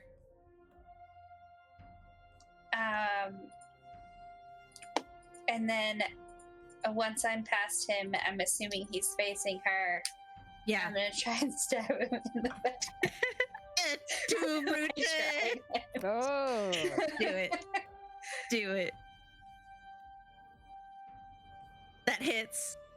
7, 8. And then hang on, do I have more? Yeah, so I can. Where is it? I just saw it. Is it Divine Smite? Yeah, I want to Divine Smite him. Okay. So that's 2d8. You have 2 concentration spells going on. I do? Oh, are you not able to I only divine- have 1 concentration spell. Divine Favor Divine Favor? and Yeah. Smites. All smites are concentration. It just says you can expend 1 spell slot to deal radiant damage to the target in addition to the weapon's damage. It's not a Oh. concentration. It's not a Yeah, spell. Okay, it's sorry. a class feat. Okay, never mind. Yeah. Never mind. She's using the power of prayer and her god to smite. Friendship. How's this smite working? Is it just an automatic damage? That's what it sounds like. Let's see, Divine Smite. Here, I'll just do this. It looks like it's just straight up additional damage to the attack. Okay. So it's a 2d8. You rolled 2d8 and it's 2D. 13 more damage. And so you stab him, you get past him, and he's just like, "Whoa!" Like making angry gestures towards the lady that just obliterated the other cultist, and then you just stab him in the back, literally, with the trident, and then divine smite him, and he's like, "Brother, why?" Oh, Because I thought you had more health than the regular cultists. Oh. Talos, save us! Geldloth, it is your turn.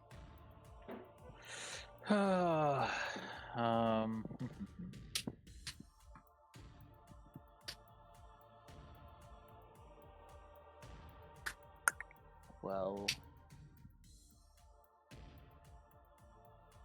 I guess I will. I guess I'll move up then. And Okay. I will. There is a ghoul creature there. I'll whack this guy. It's dead. Oh, that guy's dead. No, the ghoul's there. There, he had murdered the body he was on top of. You reckon this dude? Yeah. Yeah. Go ahead. I'm whacking him. Yep, that hits. Okay, yeah, he dies. Okay. He did. He had 1 hit point. Then I'll hit this guy too Okay, with my unarmed strike. nice. That hits. 7. jeez. And that will be the end of my mission to destroy. Okay, this dude's dead. He's just like, "Ugh." You just had to sneeze in his direction. Xerix, it is your turn. Mr. Tentacle Face, how good is he looking? He's not looking great. He's pretty beat up. I mean, he's got some. He's not like dying, but he's not will looking die. great. You might kill him. Okay. Then stabby. 12. That does not hit. Okay. Then try stabby again. That does hit. All right. For 14. That kills him. Okay. Describe to me how you murder this one. Him died. So how many have you killed? How many? It was 2 downstairs, 2 upstairs, and then this guy. Xerix isn't the type to count. So Granted, it's the 2 upstairs, 5. I alley-ooped to you because I didn't think we were gonna kill them. It's either 5 or 6. I'm not sure. But anyway, So many. I'll swing him with my main hand dagger, and then when he moves out of the way, I will like sneak in my other one and stab him in the stomach, and as he's like coughing up whatever life force liquid is his own, maybe it's not blood, but I'll stare him in the face and say, "Are you offended now?" Yes. His little tentacles like do the Zoidberg thing of just as he falls to the ground. Zoidberg. Aw. Brothers, avenge me. And I will just move back to here. Okay. If there's any opportunity attacks, I will take them. Okay. I don't think, because you'd basically be entering combat with this one. Geldloth, do you want to take an opportunity attack against Xerix? I think you're the only one that's in range. Against Well, Xerix? He didn't move out of, or I didn't move out of his. Yeah, I will feet, just like so. reach my right foot back a little bit and just go for the toe because I see that he's trying to interfere with Shadow. Interfere? I'm giving her flanking. I already did my 2 That's attacks. how you flank. Xerix just like murdered so many. There's like a massive pile of bodies over here, by the way, just like in these spots. With my free action, I will like point to the creature and like mime to Shadow. Yeah, take him down. It's your turn. Do it. This is how you stab. See what I'm doing? It's a flat 13 on the toe drag. Don't let him mansplain you, Shadow. Going for the trip. I'm not mansplaining. I'm encouraging. Yeah.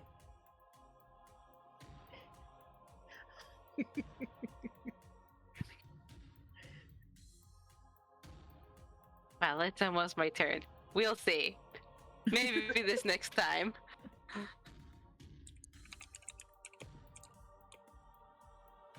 Okay. This guy approaches you, seeing you stab his brother, and he's got advantage. He gonna attack you. He can try. You can try, fool.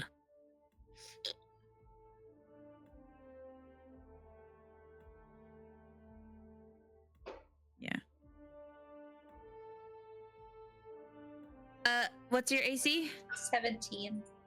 Okay, so 21, and he hits you with inflict wounds. Oh, God. You take 30 necrotic damage. Ow! Wait. As this guy's like, betrayer! Uh-oh.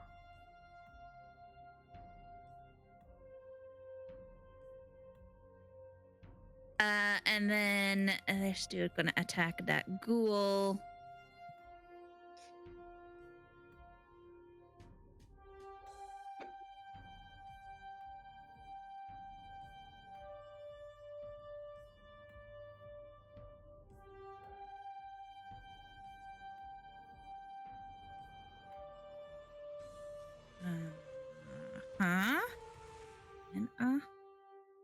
Okay.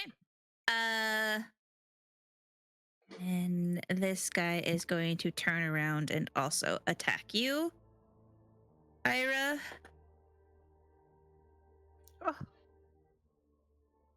And you take 4 points of piercing damage as he pulls out a knife and is like, "Etude, brother," and stabs you for 4 points. Okay. And that's it. Shadow, it is your turn. Okay, so hopefully, because I could swear these guys died easier. Let's try this one last time. Get that going. Okay, there we go. That hits. And You can do it. Yeah! This And I'm is how you kill this guy. I've already stabbed him a couple of times, and he just hasn't died yet. So I'm like, and I like thrust forward real hard, and like, take that. And he's And like, yeah. okay. Good You- job. You did it. Good job. Don't patronize me. Of course I did it. Is there anything else you'd like to do, Shadow? I would like to move up. I don't really know what is going on over here, but I like have seen priests and weird priests, and I want to see if I can be of any help. So let's see here. Square is 5, so it's 5, 10, 15. What can I see at 15? This guy's dead. Let's just step over him. Yeah, this guy dead. This guy dead. There's just, Actually, well, honestly, there's a massive pile of bodies in we'll this just area. step on him. Yeah, we'll just step on the dead guy and come over here. Maybe we'll move one more. What was that? 1, 2, 3. Wait, let's see. 5, You 10, will take an 15, 20. Oh, no, attack let's of go back opportunity. one. Yeah, I recommend staying right here because this guy will get an attack of opportunity. Yeah, But you could get I there. will. It's, you know. Only if I'll they just stay right leave here. the range. Oh, okay. Okay. Not entering, going past them. No. Okay. So yeah, no, never mind. You could go right there. No, I think I'll stick with just one guy not being flanked by 2. You don't want 2 squid guys attacking you? No, thank you. Oh, they deal some damage. These squid guys, they're squid guys. Anything else you'd like to do? No, I'll stay right there because I've only got one attack and I already used it. Okay. Bei-leigh, it is your turn. You can Okay. do it, Bei-leigh. You can break him out. I want to use persuasion on him to get him to help me because he's probably stronger than me. I'm gonna say, listen, you're a big, strong man. All my friends are here and they're fighting all the bad guys, and you've got to help me get you out of this. I'm gonna use persuasion to see if I can make him try to break the cage as well. Okay. Okay.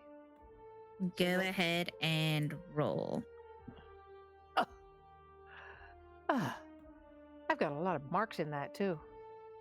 Yeah, he's kind of like, I don't know, things are looking pretty dire. I just want to make out of this alive. It's not dire. It's not. I wonder what my better Everything's chance is to roll fine. strength or to roll an attack.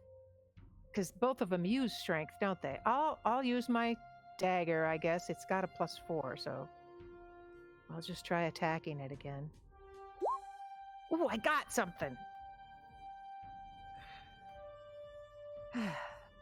Did I manage to attack the cage? Okay. Yeah, go ahead and roll that. That hits. Go ahead and roll damage. You have to do 8 damage, so you've done 6. Okay. Did you already attack this cage too, or was that just Okay. still doing locks? I tried attack and I failed, and I tried breaking it. I mean, Okay, just so this using is the strength. first damage. Okay. Yeah, the first damage I've done on it.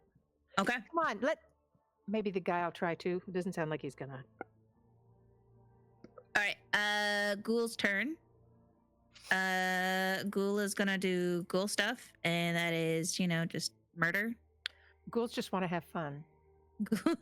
He just wants to, murder stuff. That's all he wants to do. He's gonna go after this new prey here, because this one died that he was working on. He's gonna attack you, Shadow. Wait, I'm being attacked? Yeah, the ghoul next to you. What? Oh, No. He hits with a 19. I'm Okay. assuming that hits. Jeez, What's your yeah. AC? Good. Okay. 14. Okay. Do another Constitution saving throw. Nice. Man, you are so good at you're at this point you're just getting yourself I'm getting used to this or whatever. I don't care about their weird paralyzation attack, but you do take 8 slashing damage. It's that slashing damage that's gonna do me in. Because I'm already down to 11 health. It's not the You said- paralyzation, it's the slashing.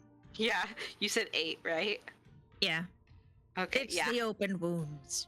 Yeah, I was gonna say that brings me down to 11. And all of his friends are dead, so that's it for him. Cultists, he dead. This guy's going to book it.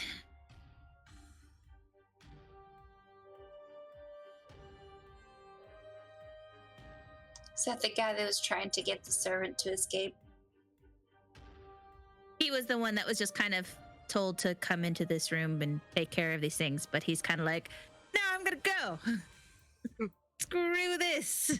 Well, no, This is not- downstairs there was a dude in the closet, in the linen closet with the maid or whatever, saying he was gonna help her escape. Yeah. No, that guy left with the maid. Okay, he left too. Cool. Yeah, they all left. They're all having a great time and stuff. They're selling stuff and trying to get money to be free and what have you. You're gonna have a great life. Anyways, that's it for those cultists because the rest of them are dead, so it's just the squid people. This lady gonna sprint up, attack this thing. And with fists. And she gets advantage, so miss, but that's a hit. 13 damage. Ayre, this guy who you had stabbed and then he had stabbed you in response, just with the utter betrayal in his squid face, does not notice this woman that you had let out come sprinting up, and you see that she is holding the sword reverse, not towards, but she's holding it so it's blocking, almost like a shield in how she's holding it.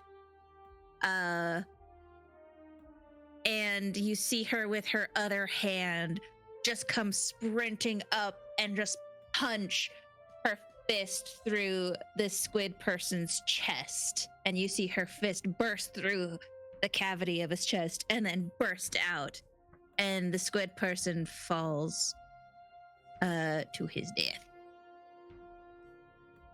Cute. And she says, come on, you can do this. If I You- are don't you- die first. Oh, you're needing healing. Is that it? Yes. But good luck with that. It is your turn.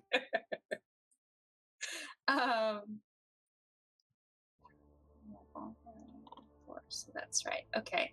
So I'm gonna use some of my lay on hands, most of my lay on hands, to heal myself. This is gonna be that then. Yeah, that inflict wounds is awful. Oh my gosh, that was painful. That was 3/4 of my health. Dang. And then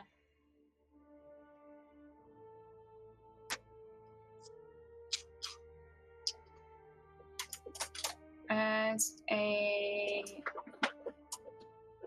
bonus action, I'm going to touch my holy symbol and whisper a prayer to regain a spell slot. Using my channel divinity. And I don't remember which direction I'm facing, but I'm gonna make sure I'm facing the guy. Okay. And that's it. So I get one more spell slot. Okay. That's my turn. Okay. Geldloth, it is your turn. There is still a ghoul in front of you. A lovely ghoul and a squid man and dead cultist. Do I get flanking against the ghoul? I'm gonna say yes. Because the squid person is also trying to attack said ghoul. Not like I really need it, but we're gonna go for the thwack. Okay. Okay. I mean, no matter what, it was a hit. Okay. Anything else? He's still standing. Is the cultist with the big mouth, is he already dead? Yes, yeah. You thwacked him. Both of them. Unfortunate. Was that towards the ghoul again? Yeah. Okay. That is a hit. And describe to me how you murder this final ghoul. I'm assuming it's not very tall, right? Like I can see over it. Yeah, I mean you're really tall, so yeah. I think you could see over most things. So like the cultist is like right in front of me essentially, and I just like bring the quarterstaff down across like the neck of the ghoul, and then take one of my spiritual hands, and with the other spiritual hand, staring the cultist straight in the eyes, just punch its skull with the right astral fist. Ooh. And then just throw the body to the left onto the body of the other cultist that's dead, and say, "Boo."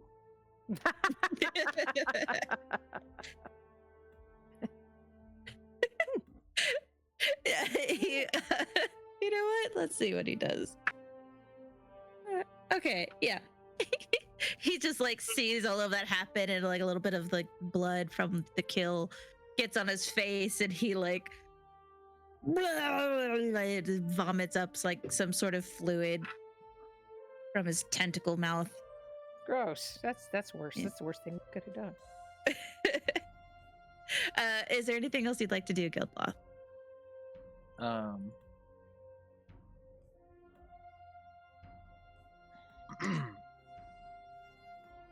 I guess I'll step forward. Everything's dead, right? Pretty much, except for these squid guys. I see that guy. There's two.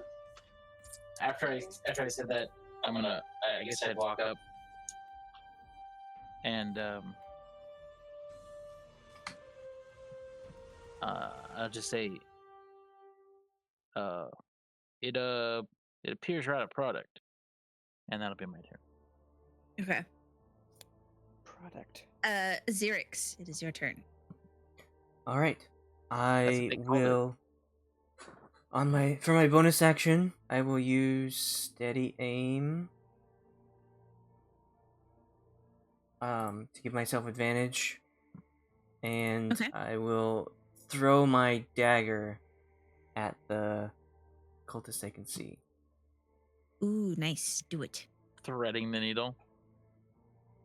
With advantage. I have steady aim. Yes. 24. Okay. That hits. Go ahead and roll damage. 14 damage. At this cultist right here? Yes. Okay. Anything else you'd like to do? That's all I can do.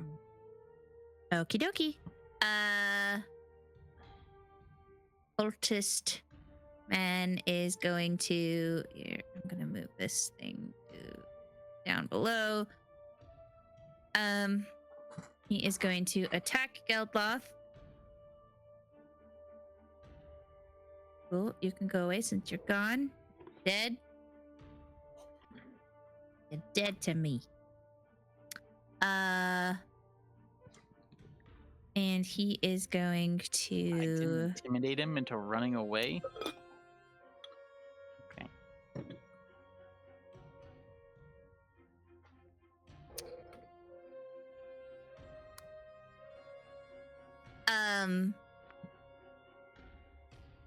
Yep.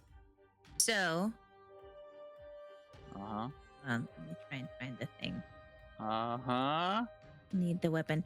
He uses his bonus action, and suddenly a floating spear trident is behind you. I use my bonus action to kick him in the nuts. Take that. Manifest these, bitch. You stupid. Come on, just accept it. Just accept it, I say. Okay, I don't know why it's not accepting it. Sure. It's just gonna look like this person with a spear behind you, but he's not there. He's Ooh. he summons a pirate with a spear behind you. Spirit weapon, and man, your freaking AC is 20, isn't it? Yeah, I didn't even intend for that to happen, but apparently a lot of dex plus unarmored and a high wisdom is stupid. Dude, that is crazy. Like, you have nothing to fear. Except saving Okay. throws. Except saving throws. Yeah, just dodge. It's like, oh shit.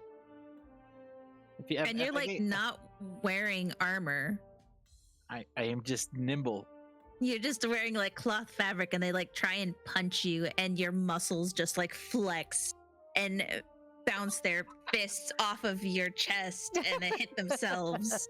They're like I don't even good think it's classic that, 'cause, kung fu like, fashion. I Stop have hitting no- yourself. I have no strength. I'm just super elusive. So it's more like they go to punch it. It's just like, I was there, but I'm not there anymore. Just whoosh. Okay, that was his bonus action of bringing that thing. It misses because it got a 19. but Even you with have advantage. 20. Yeah. Yeah. Wow. So, my God. And then he's gonna go for. He's probably gonna go for I wonder just if attacking you with a dagger. can my incorporeal hands fight his incorporeal spear? If they fight on the same plane of existence, Okay. like I grab So- his spear and fight him with it with my incorporeal. You take his imaginary spear. Wow. So he hits you with his dagger, with 5 piercing damage. Oh, he actually hits me. Yeah. What a guy! Yeah. That's with his advantage and his multi-attack. And he was only able to get 1 hit in. For 5. So cool. Good job. I guess I'm just not fast enough. And then this one, I believe, already tried to hit Ayra? No. That was all this one. Oh wait. This one's gonna go for Ayra again. And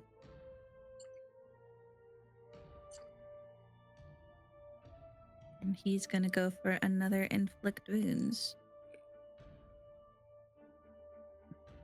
Was that a fart? That was me. Oh, I just heard that. So Ayra, how are you looking health wise? How you doing? How you hanging in there? Like a bum. Like, you feel this cold grasp on your back, and you feel the stinging sensation as you take 20 necrotic back? damage. Yeah, I'm because this facing guy him. behind you. Okay, on his I face. turned around to face him. Then he slaps you with necrotic damage. 20. Yeah, 20. Sweet. Are you? Does anyone else have healing in this group, or is it just you? I have healing. I'm just. Who needs to be healed? I have I stabbing. gotta do it. Let me say, I have to do it before Do more I. stabbing then. Does stabbing help? Okay. I have spare the dying Yes, and healing actually. word. I have Okay. Spare the Dying too as a cantrip. Yeah. Nice. Shadow, it is your turn. Okay, so I'm plenty close enough. Do I have to actually move, or since I'm like right here, can I attack this guy? Even though I'm diagonal. I mean, Yeah, you I can see attack. him. Well, there is a wall in front of you, so you would need to move into this space to be able to attack him. I really want to attack him. Oh, look. Okay, so... And what's going on with Ayre again? She's not dead. she's not looking great. She's got all of these horrible burn marks on her. Her skin is like bubbling and Not looking good. Okay, so I'm going to... Let's see. I'm trying to decide if it'd be better to attack this guy or move past him. And does she need healing or spare the dying? Like, how bad is she? how bad are you, Ayre? Do you feel like you're going to die? Spare the dying is if you're down, right? Already at Yeah. 0. Yeah. I'm not down. I'm close. Well, that's... but Okay, so we'll save I that for look my like I'm next... about to fall over, but I'm still standing. Okay, well, did you at least get any hits on this guy right here in front of you? I don't think I've had a turn at him yet. No. Yeah, that guy's still doing fine. Well, you're up before me. Maybe have you had successful like attacks? Because I might be able to have some damage on him. You would have advantage on him since you and Ayre have him flanked. There's this weird dual flanking going on where you both have flanking on this guy, but these two have flanking on you, Shadow. Yeah. Okay, so I'm gonna do advantage, and I'm gonna go ahead and I'm gonna attack the guy in front of me, and hopefully she can hold on until my next turn if need be. You're right there. You're close. Yeah, I'm close. Let's see, and I'm thinking, maybe I should use a spell instead of just stabbing. Creature of your choice that you can see within rage perceives everything is hilariously funny and falls into fits of laughter if this spell affects it.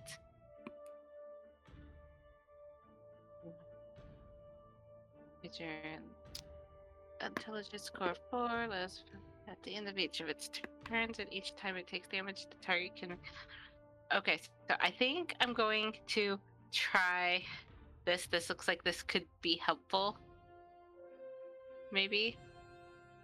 Wait, and what's the other one I have currently that could possibly be helpful? Bane. What's Bane again? Attacks, saving throws, and abilities are minus 1d4. Okay. I mean, that might be helpful. That could be, and that's, I believe, 3? Up to 3 creatures of your choice. Yes. Well, I currently only see 2, but I could Up to. totally, yeah. There's only 2 left. Well, we'll just do I that. can't see the room though, so Yeah, but we'll do that on the two flanking me.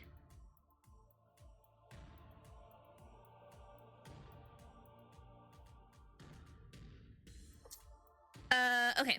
So, Bane. So you're choosing this one and this one that are flanking you. They must make a charisma saving throws. They will do this now. Okay. One got 14, the other got 8. What is the DC that they had to do? My DC, spell DC is 14. Is that in my favor or their favor? It's the roller's favor. Yeah, so that they both fail. No, that they roll, so they get that. They break the tie. Oh, okay. So the one that one with failed? the 14. One. So one failed. Yeah. Or passed, I mean. Not one. which one? Yeah. Which one failed? This one right here succeeded. This one Of course that you did. right behind you is the one that failed. Bastard. Okay, so, and then it says whenever a target that fails, so the one behind me, makes an attack roll or a saving throw roll. Well, he's bound to be attacking me or Geldloth. I almost didn't get that L in there. The target must roll a d4 and subtract the number. Okay. That should help you out a little bit. Here, let's give him A symbol. yeah, what symbol would be good? Let's look at what we have available for symbols. Over one. Maybe broken face. That'll work. Mm-hmm. He's sad now. Face. So he has to whenever he makes let's see. Whenever he makes a attack. Or saving. Attack Yeah. Or saving. or saving. Roll D4 and subtract. Okay, cool. Anything else you'd like to do? No, I'm thinking I should probably stay where I'm at. Okay. Bei-leigh, it is your turn. I'm still trying to talk to this guy. Dude, you gotta help me get you out of here. You're the last one left. Come on, look around. We're taking all these guys out. You don't want to get stuck here. And I'm gonna attack it again. Okay. Nice. Roll that damage. You just had two damage left on that lock. Nice, you did it. Yay! So after like trying to just strong arm and realizing no, this isn't working, and you just pull your knife out and just start like Whacking. chipping at away, and you finally hear that nice, pleasant crack as the lock just breaks in half from your knife, and the door swings open. Okay. Get yourself out of here, dude. He's like, okay, fine. If I have to. You do have to. You're the Get last him one in left. his turn careful. order. Okay. Anything else you'd like to do, Bei-leigh?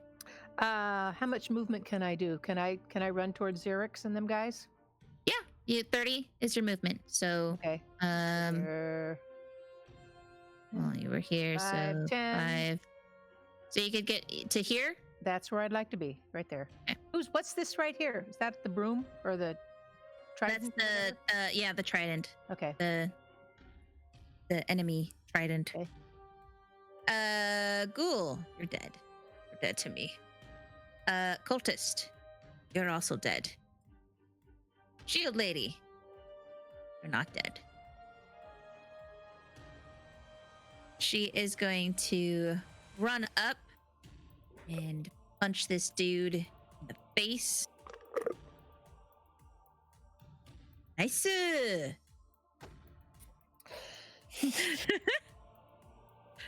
Wow.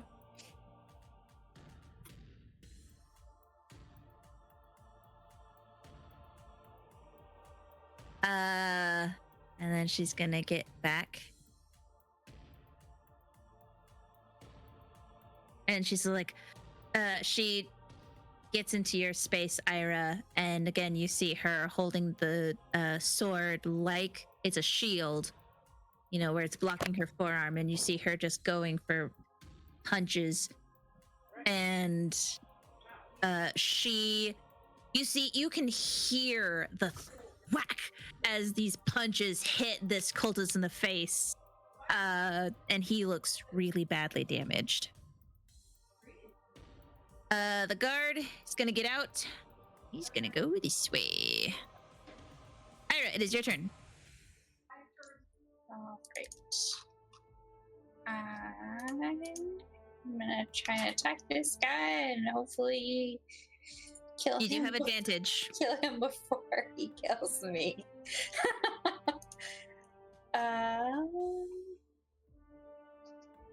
With my trident. Describe to me how you kill this guy. Because you did exactly his damage.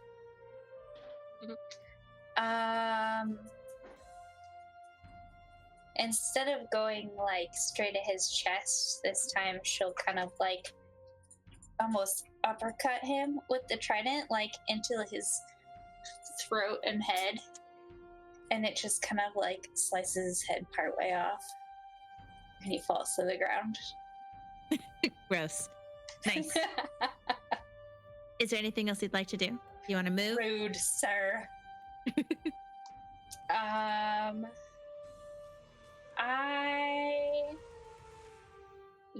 I'm gonna move closer to Shadow and stand over his lifeless body. Stomp on his hand or something.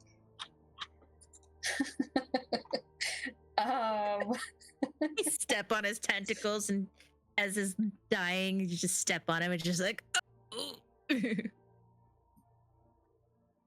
And I think that's it, because none of these bonus actions are things that I want to do. Okay. Geldloth. There is this guy in front of you.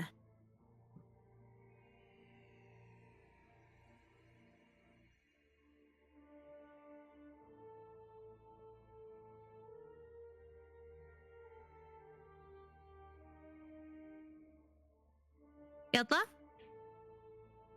Yeah. Sorry. You wanna... I've softened him up for you. Sure. I guess we will go kablap. Well, actually, just in case, I'm gonna step over this way and be like, surprise. Okay. His thingy will take a attack of opportunity. I mean, really, you have an AC of 20. What are you afraid of? Getting hit. All right, go ahead. Okay.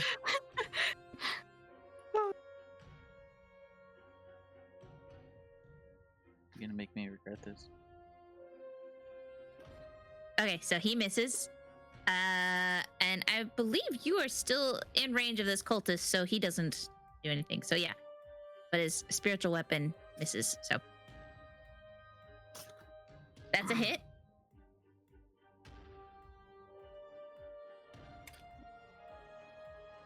Yeah, it's nine bludgeoning. Okay. And then anything else you'd like to do?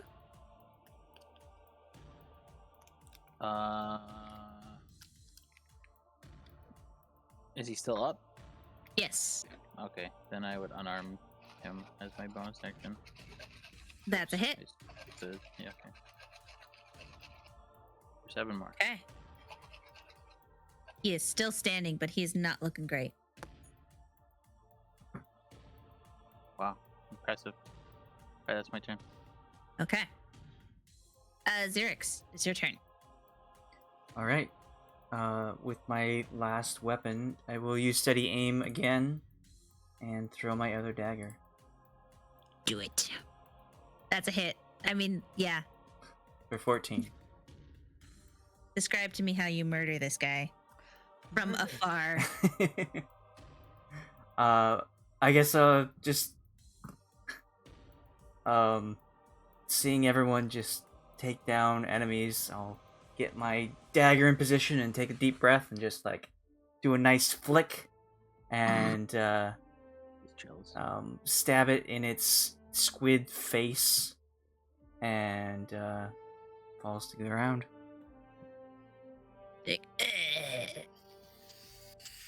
And I believe that is everyone.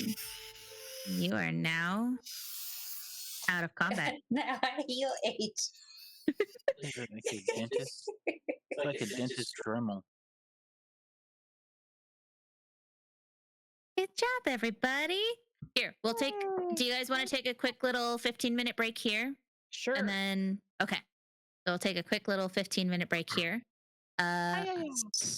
Starting now. Okay, I'm gonna retrieve my daggers before I forget All about it. before breakfast. My goodness.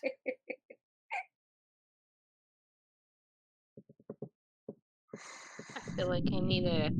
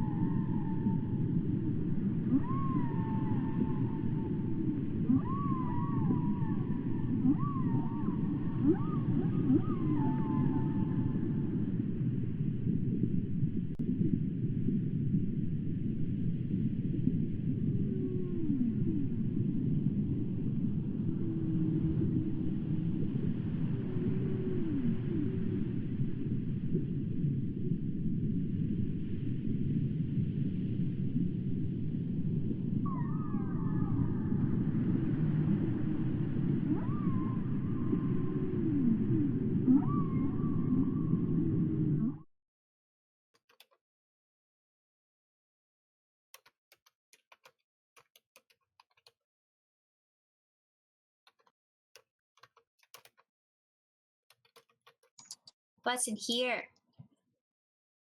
I'd like to search the squid face bodies. Okay. So Yeah, we also want to search the dudes.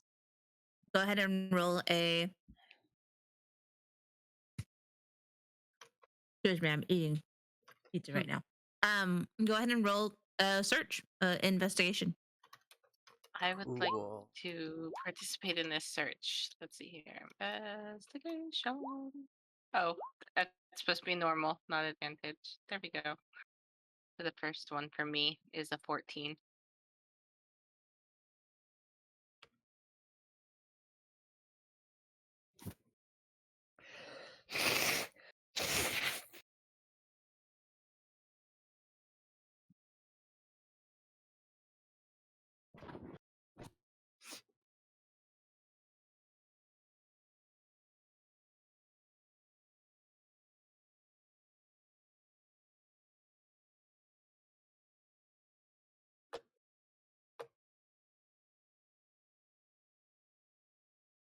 How's the pizza? It's yummy. uh.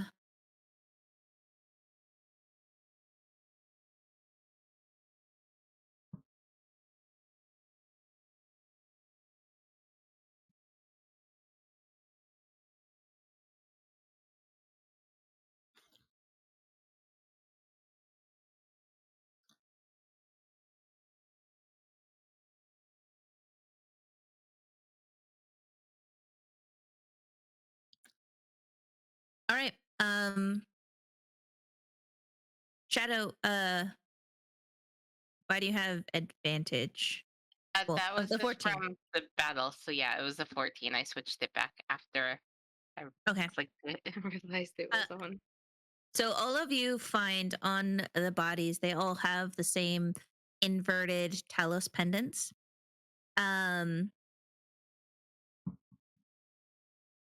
Xerix, Geldloth, you guys find not just that, but you find amongst the bodies a total of 200 gold coins, going through all the pockets and everything in all of the robes of the cultists. I would like to take all of the talismans So we can take them to the mayor and be like, look how many there were. Are there any robes that aren't too bloodied that we can, those of us that aren't disguised, can put on? A lot of them are pretty bloody and torn up. I don't think it matters at this point. Yeah. Okay. The two guys I killed, that no robe left. You took the bloody robes. No, I burned them to a crisp. Whichever one is the least torn up, I don't care about mess. I will take one of those from one of the squid faced guys. Okay. Is it different than the red robes of the other cultists? They are pretty much the same. They're just a little bigger to, accommodate the facial extremities. Weird squid bodies. Okay.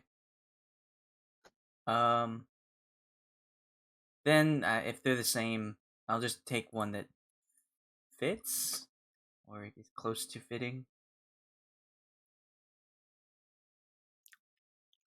I don't care if there's blood on it. I just don't want it to be torn. After I take all the pendants, I want to explore the other rooms upstairs. And I will before we leave. distribute the gold between everyone. Because I feel like we all did a good job. Everyone did their part. I let a guy out. So that's 40 gold each.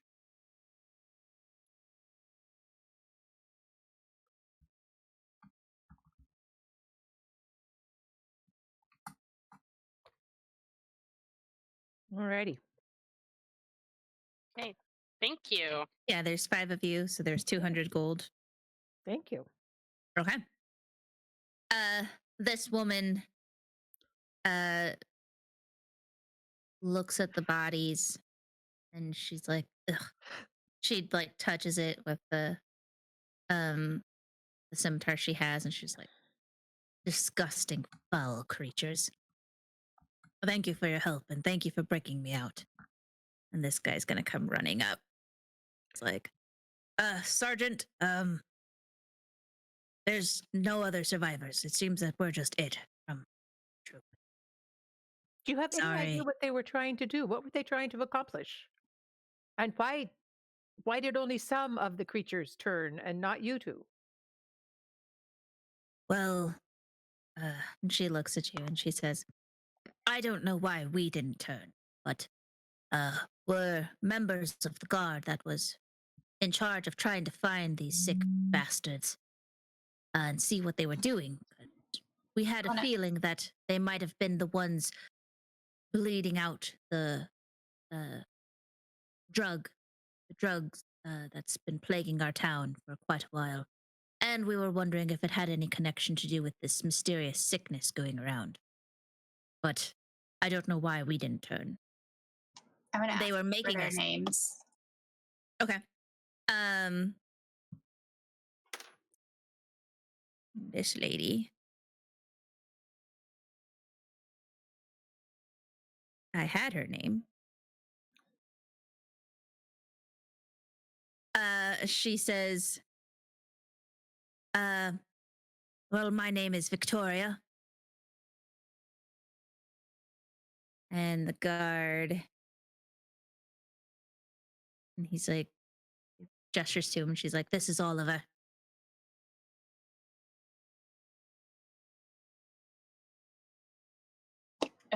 We'll be sure to mention you when we talk to the mayor. Well, I would like to go talk to the mayor myself.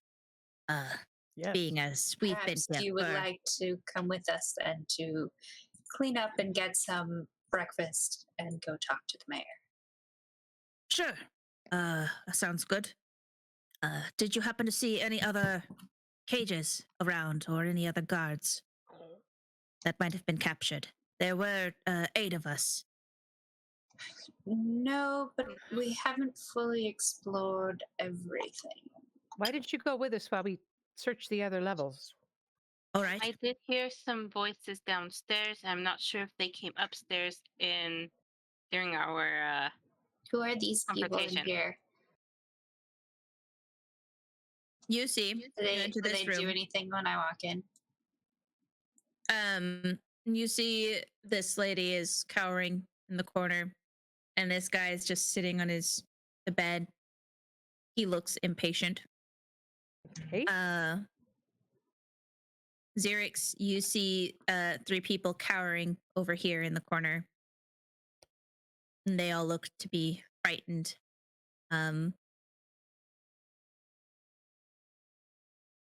You see this room is like the others on the other side. The beds are all different sorts of messy. This room is very cold. There is a light fire going in the fireplace to just keep freezing to death off the table. And the gentleman here looks to you and says, like, what happened to the red guys? Is this to me or Ira? To Ayra. Oh, okay, sorry. I'll throw my hook back and just be like, you don't have to worry about them anymore, but now would be a good time to leave and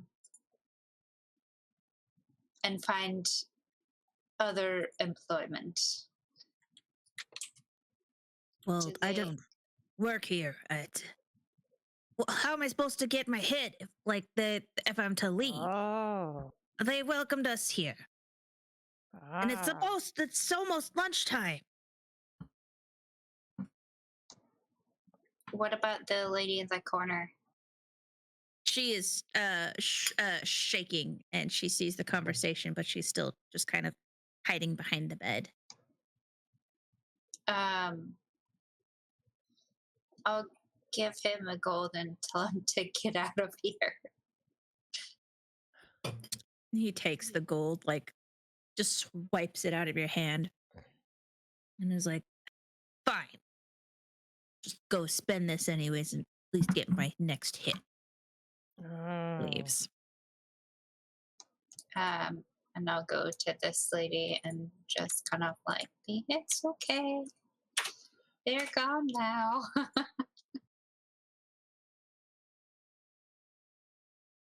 And she just is shaking, and she's like, "You're not supposed to fight them. Otherwise, they don't reward you." What were those creatures? It's what you'll be if you keep taking that drug. That doesn't make any sense. Why would they turn us into creatures? Because They said everyone was welcome. Yes. Well, they welcome you so they can use you. But they took care of us. The leaders here gave us beds to sleep in instead of having to sleep out in the wet streets. They gave us medicine.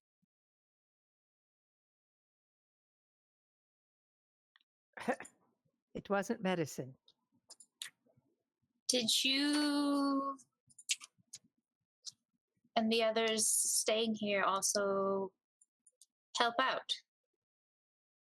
Well, yeah, everybody had their part. Everybody had their chore. Some were a little sicker than others, and some were a little under the influence more, but the more you wean off of it, once you are fully purified, they say, then you get to become a member and wear the pretty colored robes. Well, the people with the colored robes are gone, but I might have an idea if you would be interested in helping continue to run someplace such as this to help keep others off the streets. Would you like to come with us to speak to the mayor? Oh no, I can't. They'll torture me and say awful things, do terrible things. My fingers, they said that I would lose my fingers. Why?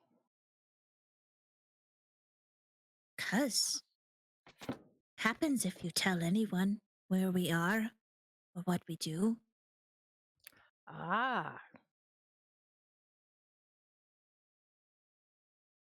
She starts kind of shaking again, and she's just like, no, I can't. I have to run. I have to go. She tries to go past you. I'll tell her wait, and I'll give her a gold too. But I tell her like, the cultists are gone, but I will speak to the mayor. And perhaps he can turn this place into a lodging house.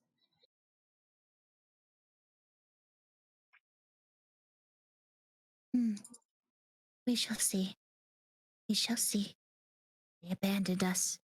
She looks cautiously at the gold that you are offering and then quickly swipes it from your hand and sprints off. And you hear her go through the doors and go down the stairs.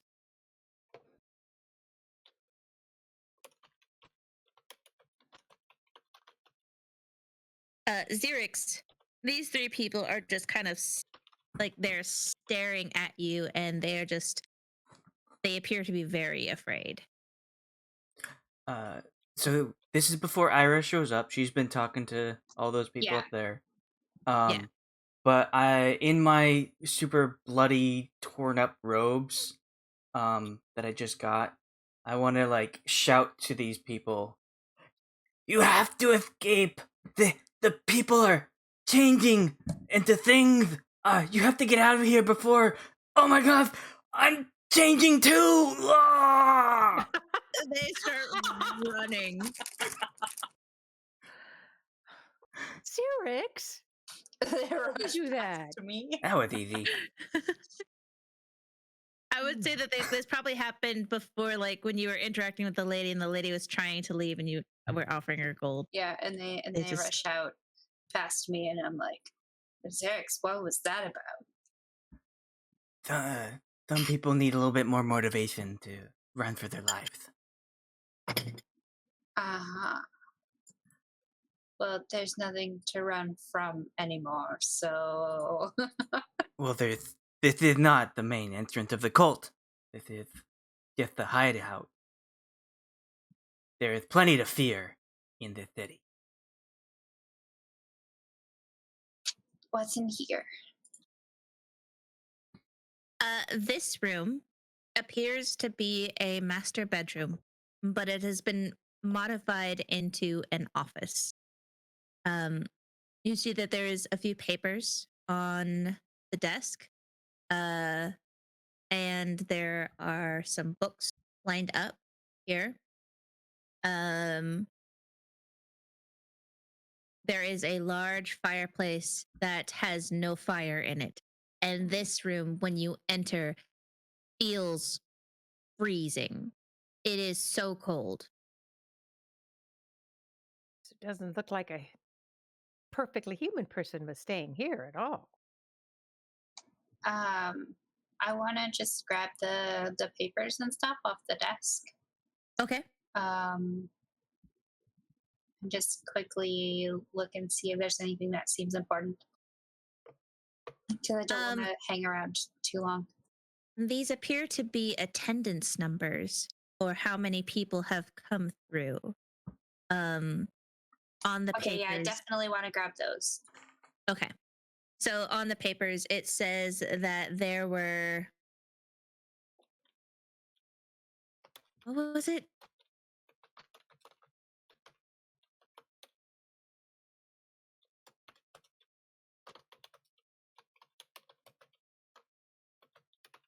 There were 18 residents currently staying.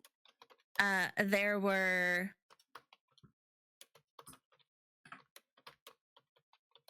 11 Please stop. people Mute your mic, please.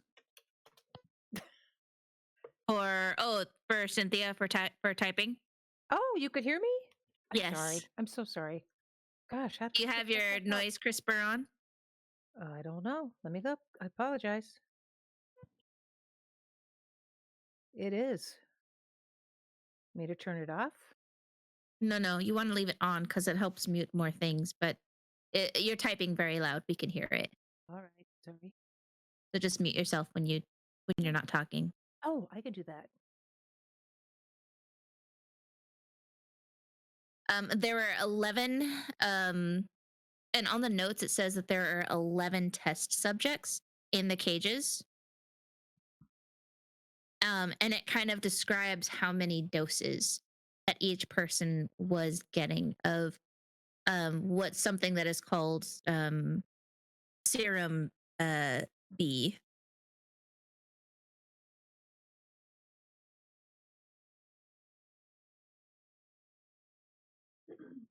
I'm sorry. Okay, so I want to take all of those. And then I just say we should probably check downstairs just to make sure there's no one left.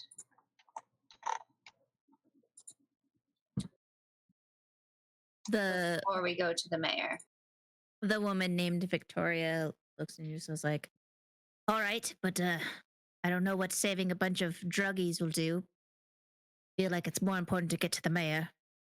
Well, it seems like the cultists are using the druggies to boost their numbers.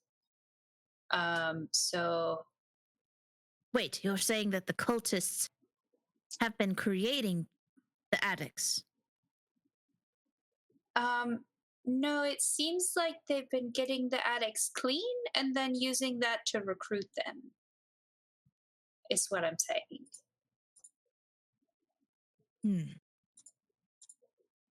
Based has off to be. of the conversations that I had with a couple of the people. Interesting. I suppose that's probably why they weren't trying to turn us into addicts. That's what I thought they were intending to do. No, it seems like they were giving you some kind of serum as a test. And I kind of just like hold up the numbers. But we probably should make sure there's no more cultists left. I feel like maybe if the mayor were to have some city folks take over this space and use it for a similar purpose to keep people off the streets and drugs, that it would kind of cut off the a channel of the cultist recruiting. I see. Well, then we best be on our way. I'll meet you downstairs, Victoria and Oliver. I go downstairs. Okay. Is everybody going downstairs, or anyone else want to do anything upstairs? Xerix would like to ransack this room. Look Okay. for anything valuable. Also, how many cultists did we kill? Because I need to know how many thingies I have. Oh, you killed so many. I already deleted their tokens. I got 6. 1, 2, 3, 4, 5, 6, 7, 8, 9. And there were Pretty sure you two guys there were killed. 2 at the beginning that the Yeah. monsters killed. I'm pretty sure it was 14, Okay. including the squid people.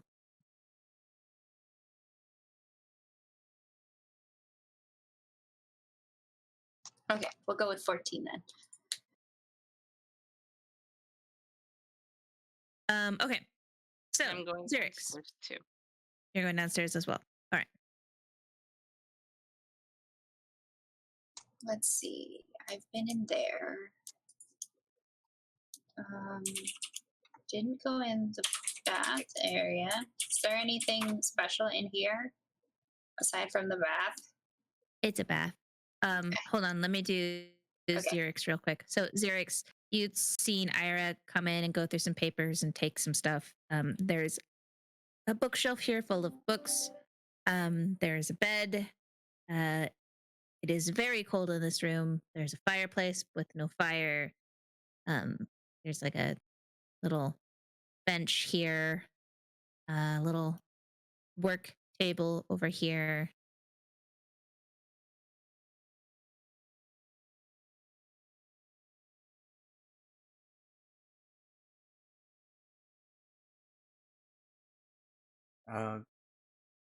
Look in any drawers or under the bed, or just looking for stuff. Okay. Anything of value.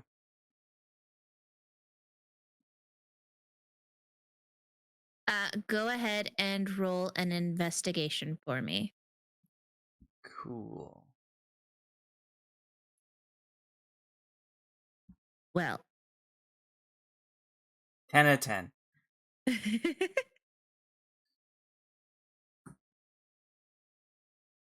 Okay.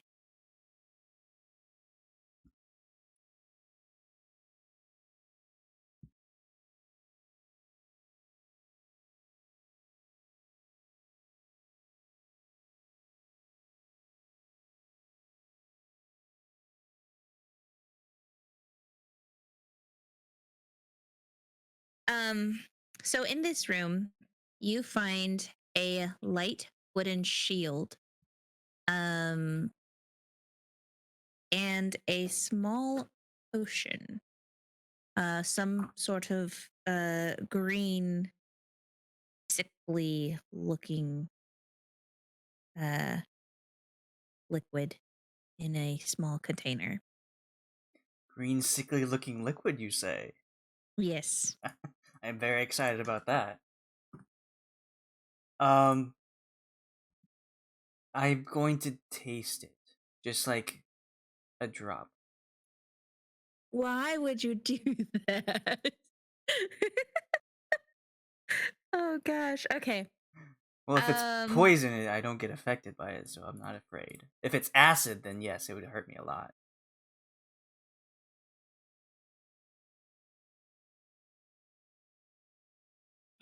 What is it? It's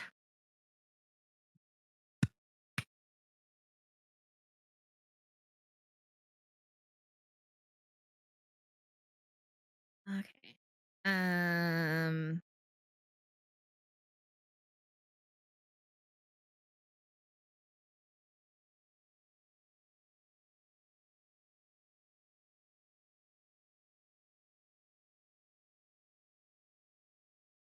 We can wait until later if you want to give me a description. Yeah, because I don't quite know what it is. I mean, I know what it is. I just don't know if it's what happens if you ingest it.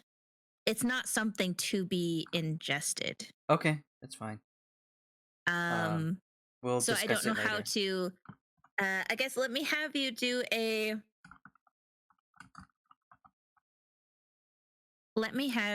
a constitution saving.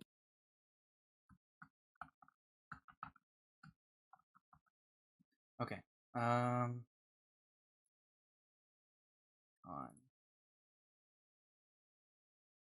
Okay. You dip your finger, you pop the wax seal on this tiny, and I can't stress how tiny this vial is. It fits in your palm, and you can cover it up with your fist to hide it. It's so tiny. But you remove the wax seal and you dip your pinky in, or your nail, and get a little bit on, and you taste it, and you instantly feel like your mouth is on fire. It is burning to a point that is you think like, wow, if I weren't very attuned to poison, this might have been really bad to ingest. But I think I can handle it. Now that's a spicy meatball. It's just like a hot sauce for Xerix. My lisp gets even worse. Okay. So you said a simple wooden shield, and that Yes. vial. Yes, a light wooden shield. It is medium, and it has a symbol of oh, what is it? It looks like a massive tower on etched on the shield. And there are fleur-de-lis surrounding the tower. Oh, that's pretty. Okay. And you find these items stashed away in this little workbench area over here.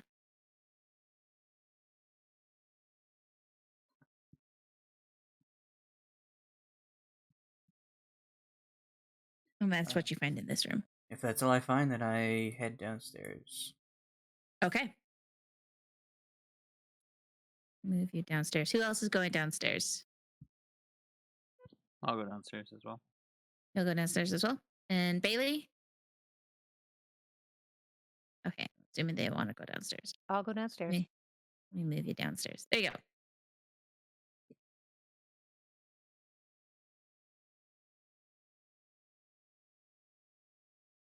Okay.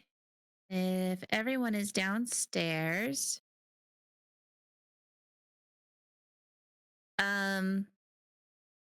what are you guys up to? What are you guys doing? I want to check in this room because I think it's one of the only rooms that I haven't seen inside of. Okay.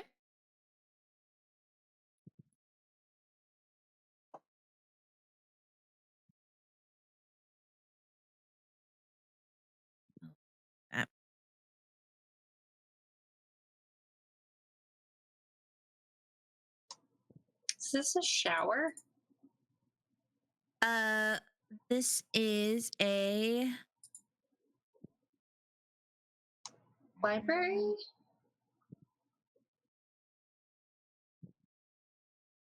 hold on, let me get to my description of what this is.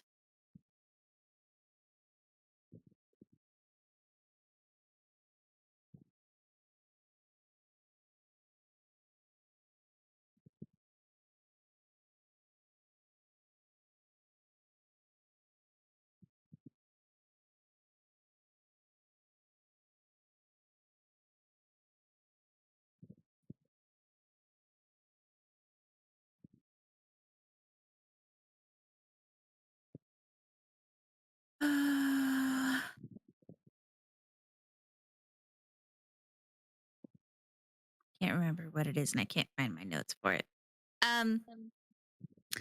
It is a closet. It is full of different kinds of clothes and items. It seems like it's a locker room in that each cupboard has a number on it. And as you go through the cupboards, you see that it seems like it's a place where people can put their personal values, their personal items. Okay. Is there anything on the desk here? There is just a lamp and a logbook that says lost and found. And it has a list of items that people are missing, and little notes to, like, there's an example of like a teddy bear, and there's a hyphen next to it, and it says like, oh, found in a classroom. Strange.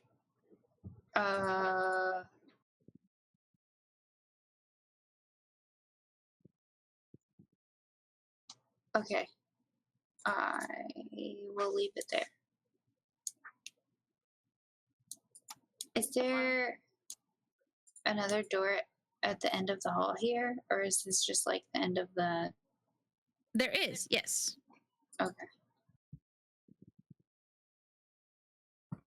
I'll let you go to other people, but that's where I want to go next.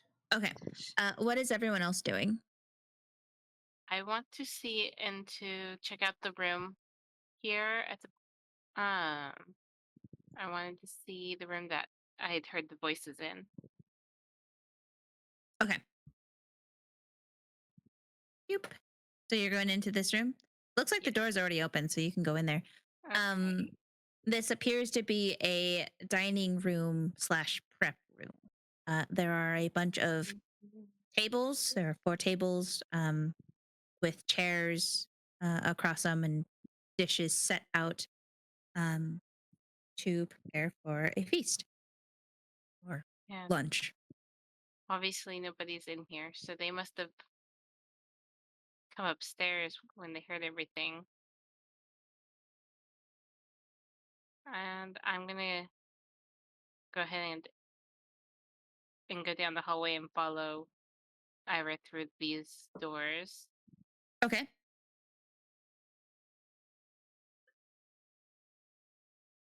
Go. So in this room, you can tell that this appears to be a place where they would set up their worship, or where they would gather everyone into this room, an assembly hall. In front of you is a large stage that has a table set out with 5 chairs in front. There are pews that have been stacked up to the sides.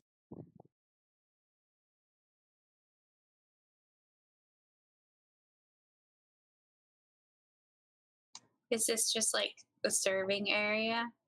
It is, yes. This appears to have a bunch of different books on it, but they all appear to be the same book. There are also some crystals here. What book is it? It is a book that says of Talos's word. Is that And the it appears to- cultist book? It seems to be a cultist book, a cultist religious text on Talos. Great. I want to throw them all in the fire. Okay. No. That's censorship. Okay, you burn all of the cultist books. I'm ready to go now. Wait, is there another door? Is there an area Yeah. in this corner? There is a door right here. Okay. Can I ransack this room too? Let's go through the door then. Sure, yeah. If you want to roll an investigation in this room, you're welcome to.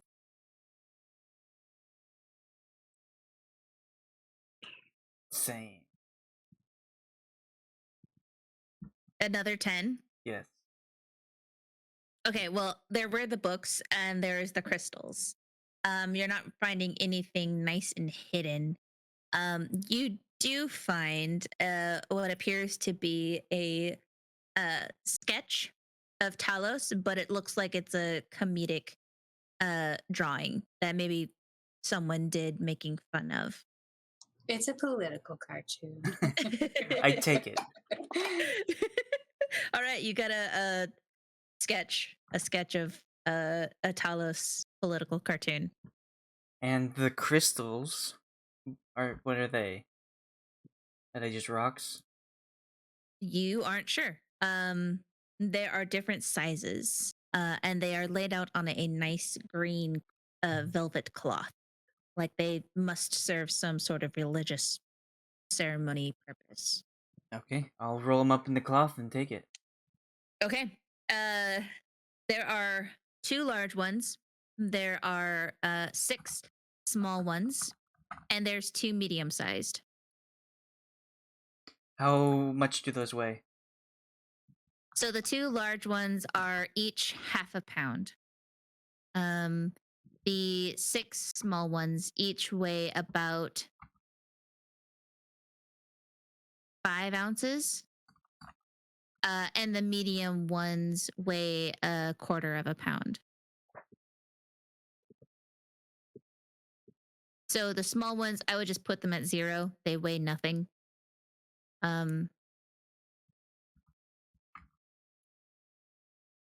But the big ones Or are I guess quite. like altogether each set would be like a pound. Yeah, pretty much. A pound for the large, a pound for the medium, and a pound for the small. Yeah. So 3 browns altogether. Okay. And adding political cartoon of Talos to my list.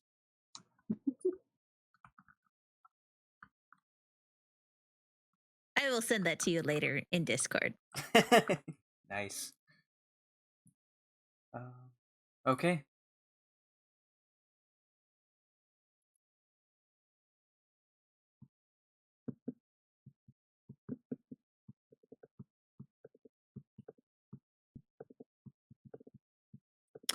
Okay. So.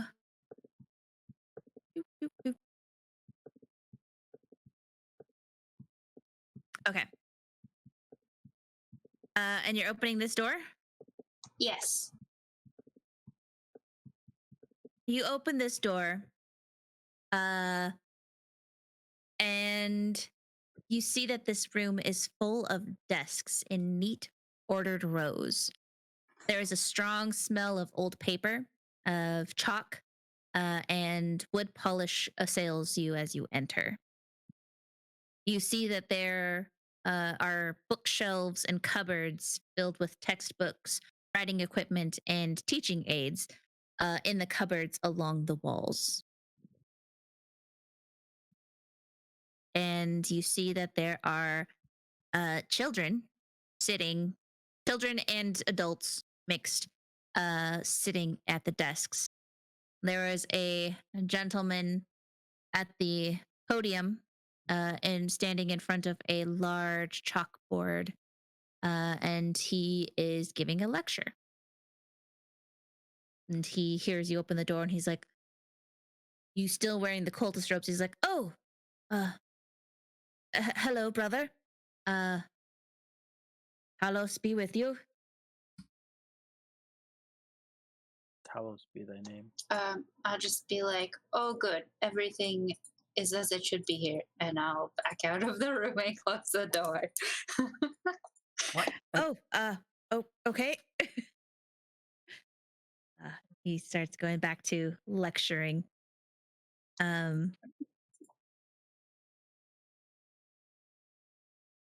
Just leave them be. Let them finish their lesson. Yep. What are the rest of you doing? Well, we should probably tell the city guards that there are children in there that are going to be tending to. But otherwise, we should probably get some food. And clean up. Yeah, and Take clean off the cultist robes. Mm-hmm. I would like to go in this room. Because Okay. Ayre didn't tell me what was in it. Okay. I saw You- over her shoulder. Open the door. And you go in the room. And you wearing your cultist robes. The gentleman immediately stops the lecture and says, "Hello, brother. Talos be with you. Was there something going on? We're just about finished with the lecture." Well, there isn't time. We need to evacuate immediately. Evacuate? Why do we need to evacuate? Some people have broken in and taken over. We need to get these children to a safe place. Oh, all right. And he puts the book that he was reading to the kids down, and he claps his hands. He's like, "Attention, children, everyone." There's like grown adults in this room. And he's like, "All right, you know the drill. Let's pretend this is a bio drill, and line up." And all the children start lining up. And they start coming out. He's like, "Remember, calmly now, calmly." They'll start coming out. And the teacher follows behind. This is a test of the emergency broadcast. When the teacher gets to there, I will get really close behind and like hide the dagger in my hand and like press it up to his back. And I say, I'm happy to see you. Are you with the people upstairs? We're just checking on anyone trying to infiltrate this area. What? What? I don't understand, brother. What is happening? You know protocol. Assure me that you are part of this organization.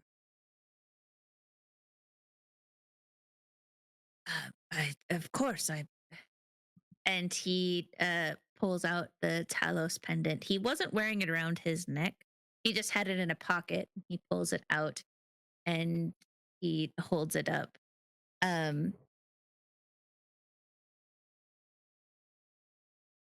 And he says,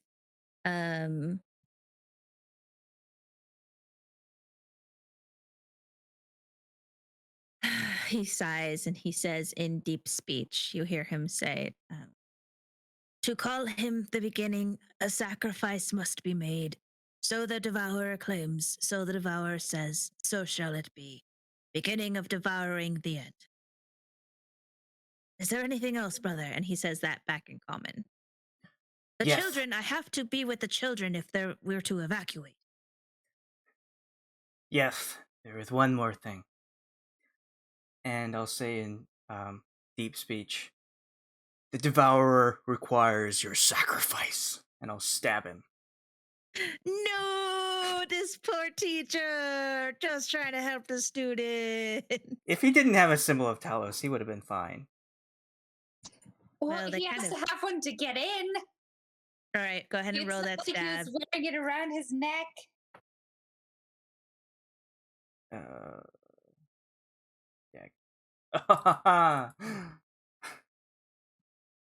Nice.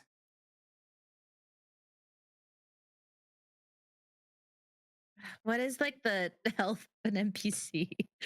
It's like 8 or 5. I think it's 5. It's like, and their AC is 8. They don't have any kind of armor or anything. Wow. All right. Well, that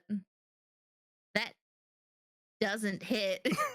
Really? Is that your sneak attack? No, that's just to hit. My sneak attack is damage. That's just. I mean, you got a natural 1. I did. Okay, hold on. Let me look up real quick because I don't have it on me. What a Take villager. the robes off and put them in my bag. Commoner. Commoner? I think that's what it is. 5E. Okay, here you go. They have an armor class of 10 and hit points of 4.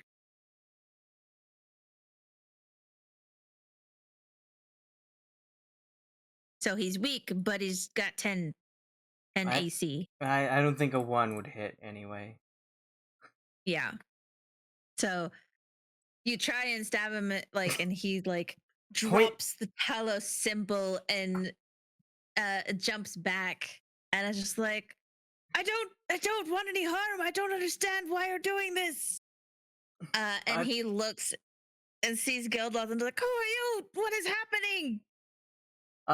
Point blank, with the knife already on his back, I managed to miss.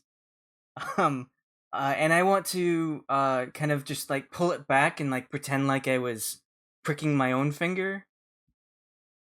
To like convince him that it wasn't him I was actually trying to stab. Roll a roll a deception with disadvantage. Well, I mean, I already have disadvantage. I don't have double disadvantage. 13. Okay. Let's see how he does.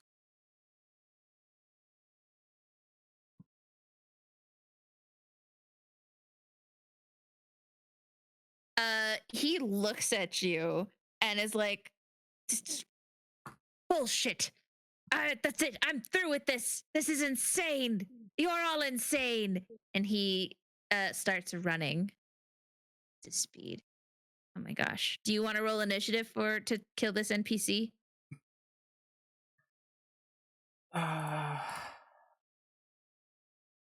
Sure. I'm already committed. All right. Oh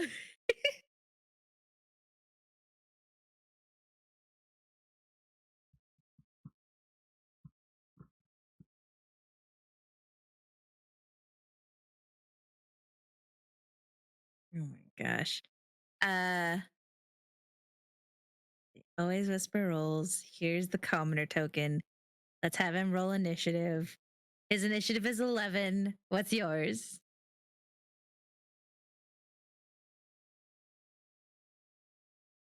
It's worse. Oh wait, no, it's the same. Sorry. But I have a +4 to dexterity, so I probably go first. I don't know. Let's see. He's got nothing in dex. So yeah, you go first. You up there. So you go first. So he's trying to make a run for it. Okay, anyone else? He threw down the Talos pendant, by the way. Just like threw it down and was like, I'm sick of this. All right. Steady aim, so I have advantage, and throw my dagger at him. 25.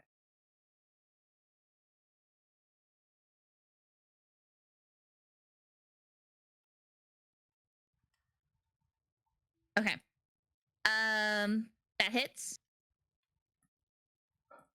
Oh, that's not sneak attack, but it's 7 piercing. So that murders him.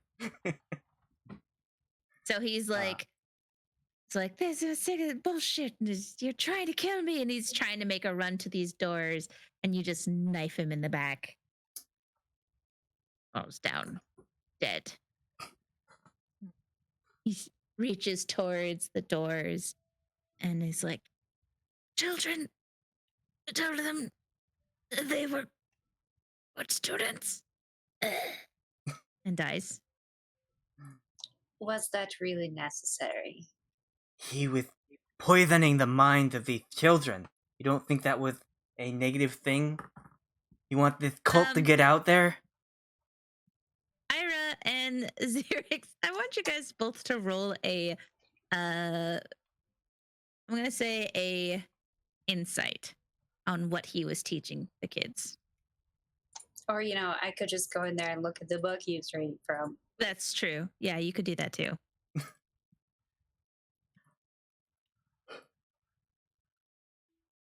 So you look at the book that he was Fairy tales. you see the book that he was reading, and it was a book on how to read, essentially. So he was telling them a story, and part of the story involves like going over the alphabet and how to spell words. And as you walk through on the desks where the children had been sitting, you see that there was notes of like them practicing certain letters that they associated with the story. But was the language common or deep speech? It was common. That's what they want me to believe. Bring the book over, and I'd be like, see? And with that insight, I'm going to say that you understand that, like, oh, well, obviously these people must have been illiterate, and he was just teaching them how to read. And Xerix is like, he was teaching them secret cult nonsense. He was poisoning their minds. They grow up in the cult, and they go out in the streets, and they destroy other people's lives. He was clearly cultivating members. No. Just because it's their culture. Please stop with puns. You're killing Ayre with these puns.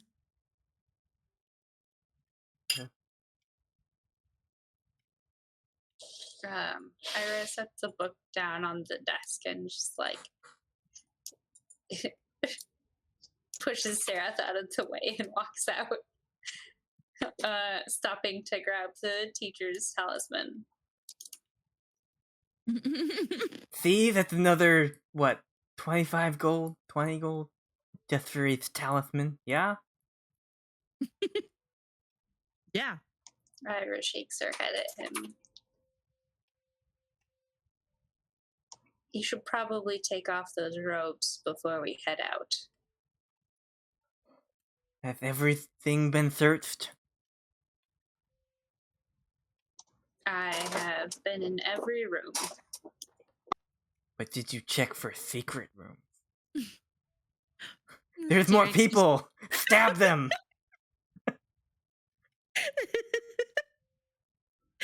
This woman's like the one that's walking back and forth, but it just takes longer. She's still there. The door is like left open, so she's just still like Oh my god. Close her in there. just trap her in. Quick. She'll just walk back and Like forth that- inside the room. Like that lemming gang.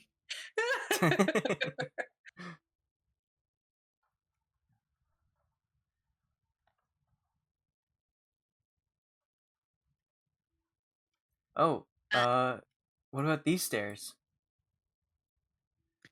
Those are they lead down, and they appear to lead to the streets. But the doors look to be welded shut. Like that's not an exit or an entrance. Do I know which street it leads to?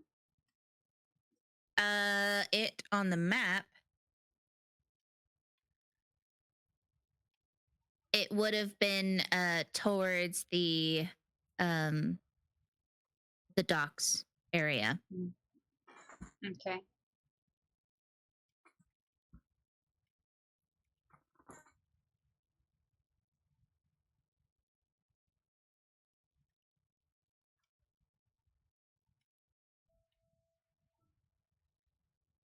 Okay. Anything else you guys want to do? Before you leave. Well, everything's either been looted or stabbed, so I'm good.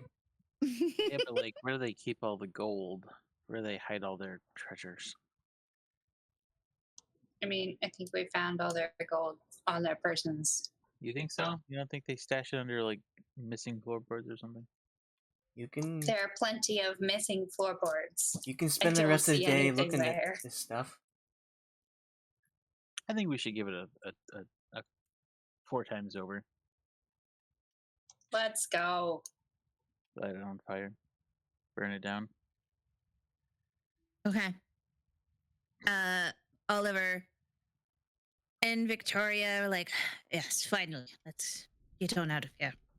And they go to open the doors.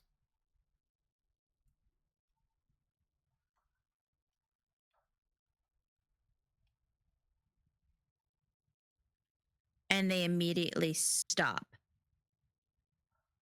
as they see in front of them 6 more cultists. Didn't the children run out this way? They did. Okay. They just children get away with it because they're like, we're doing a fire drill. We're doing what we're supposed to. They're like, oh yeah, good. You're good Whatever, kids. children. Good job, kids. Safety first. And Victoria steps up front along with Oliver. Who's everybody going out this way? Yeah. Or at least I am. And you're still dressed up. And as soon as you guys come out the doors and burst the doors open, Oliver and Victoria stop in front of them. And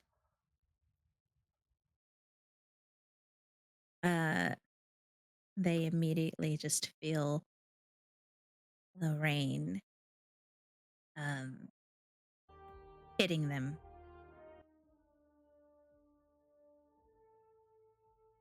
Where the heck is the rain?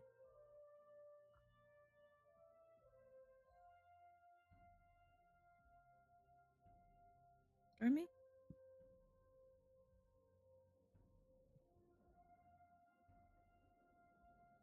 I wish I hadn't taken the robes off. I still have my robe on. And you see these 6 cultists start chanting in deep speech, and the rest of you just hear this. I'm gonna step up Xerix, and use my breath weapon. hold on. Before you move, so you're still here. And Xerix, in the deep speech, you hear them chanting the beginning of devouring the end. To call him the beginning, may his eternal rage boil the seas and bring the end. So the devourer saith, so shall it be. And they appear to be repeating this. And they all step aside.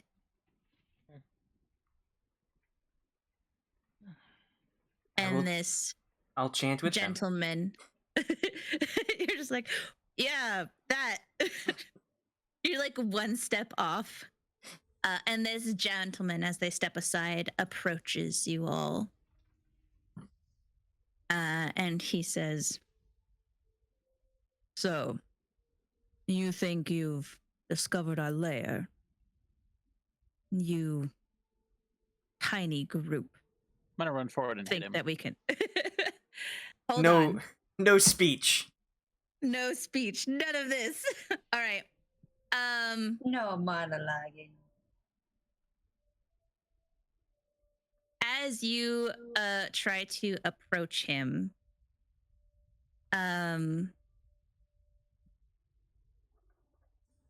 he oh my gosh, what would he do to you? Nothing. I'm too fast. You just take it. You're too fast.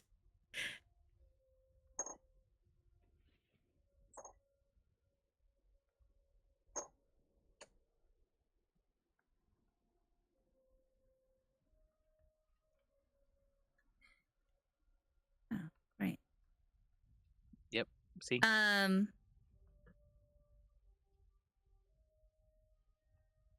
much hit points do you have?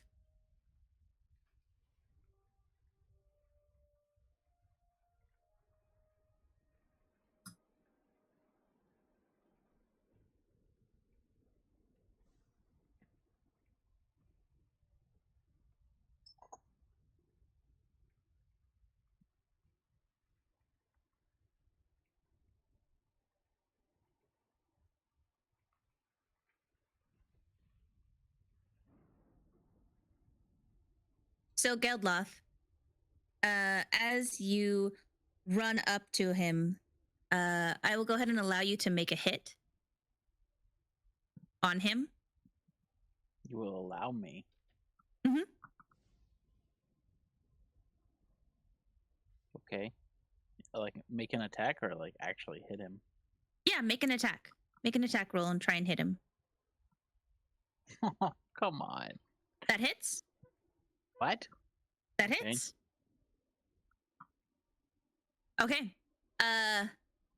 Is that all the attack that you're doing on him? And then my bonus action.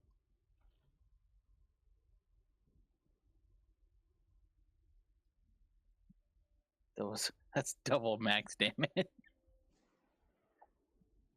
So minus 13, minus 14, minus No. 9. Minus 13 and minus 9. Oh, excuse me. It's unarmed is 14.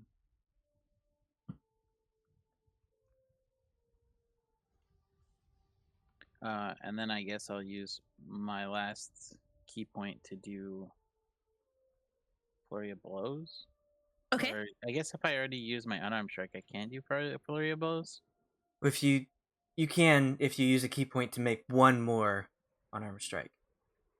Right, but it's immediately after the attack action, you can use one key point to unarmed strike as opposed. Okay, so yeah, I can only Right, do so one. you I did. used one already. All right, yeah. Well, I guess I'll I'll use the key point and then do one more. Unarmed Okay. strike. Go right ahead. Okay. So you sprint up to him as he like tries to start his evil monologue speech or whatever he was going to say. Just, his condescending bullshit towards you guys. And you just sprint up there. I've fucking had enough of this shit. And you punch him in the chest and do 2 more attacks of just like and pull out your quarterstaff to whack it against his face, and his head turns and he like spits out blood, and then he turns his head towards you, and he like dabs the blood away from his mouth that is like you cut his lip open, and he's like, is this the best you can do? And he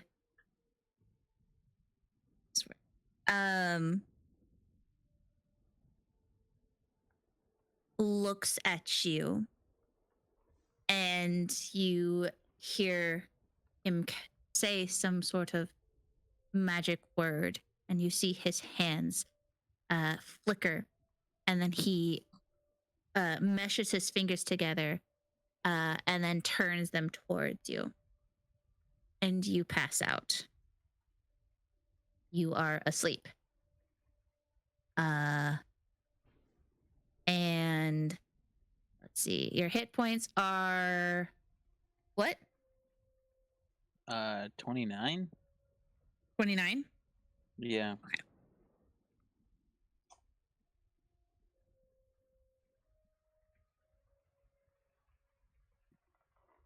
I just am Minus asleep. 29. Yeah, you just are asleep.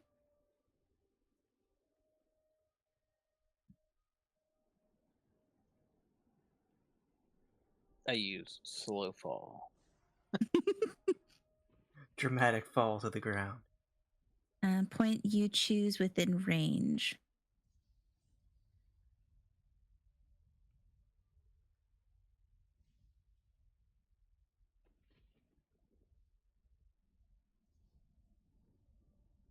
I guess it would go.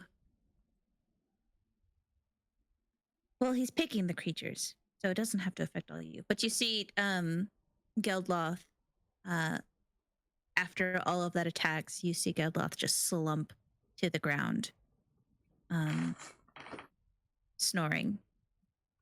And he looks at the rest of you and says, "Really, you think you can take us on at what little strength you have?"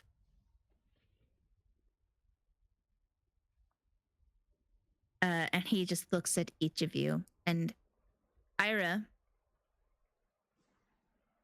you can tell that he stops his eyes on you and he stares at you. And he says,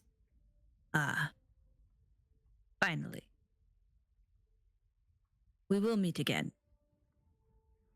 And I hope that you will be joining us soon. But this is just an introduction.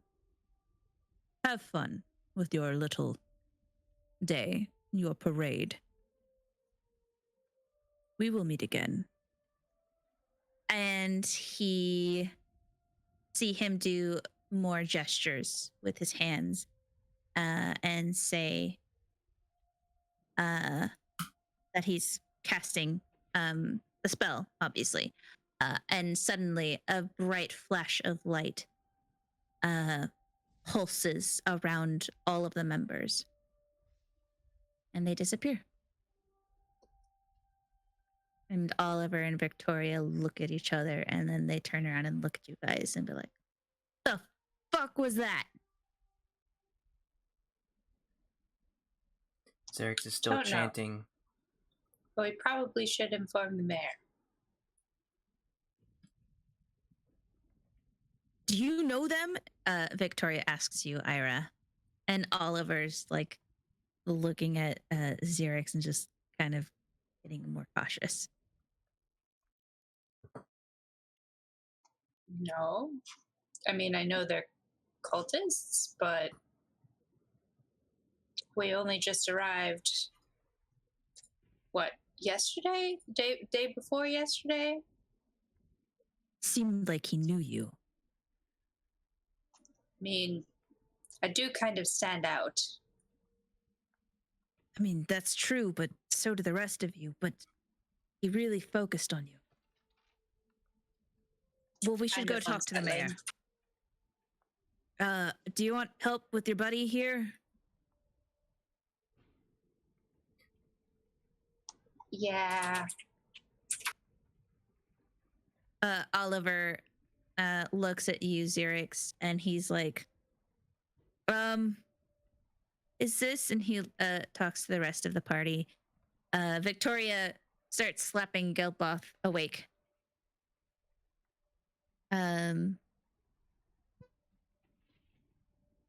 Leave. Geldloth just wakes up, right? Once you take damage. Yep. Geldloth. She slaps you awake. The only way she knows how's with her fists.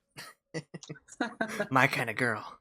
And you take 2 points of non-lethal damage as you immediately wake up to a fist punching your stomach.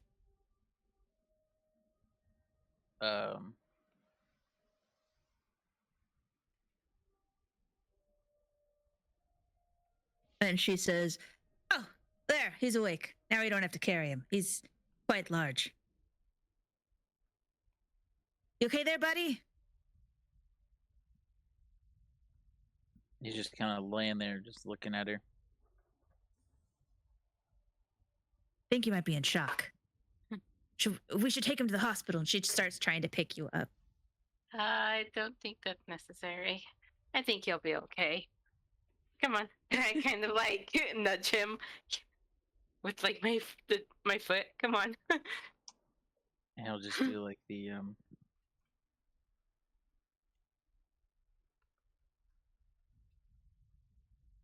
thing where you like Put your hands behind your back, and then like I don't know what it's called. And like flip up to your feet, and then pick his staff up. Nice. You can dust yourself off. Show off. To Oliver, I'm gonna stop chanting and say, sometimes you just need to want to belong. And I'm gonna go get some rest. I'm really tired. You sure you're not a cultist? Don't tempt me, man. He looks confused, but he's like, okay, I just want to go home. If only. And he starts like walking down the aisle. And where are you guys headed to? Are you gonna stop at the Shaddy Shay? You gonna Yeah, I'd like to stop at the Shady Shade to get cleaned up. Okay. Take you there. Plus, There- we need food. Yeah. And we did find a little bit of gold so we could potentially afford his ridiculous prices. I can order.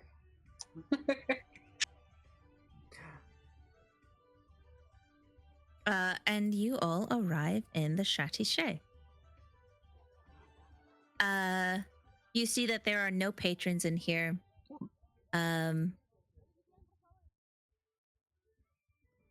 There is still a band playing, and Barrick says, "Oh, there you are. There was a gentleman that came by from the mayor's office, wanting to talk to you." What a coincidence. We're headed there next. Right, he should be coming back any minute now.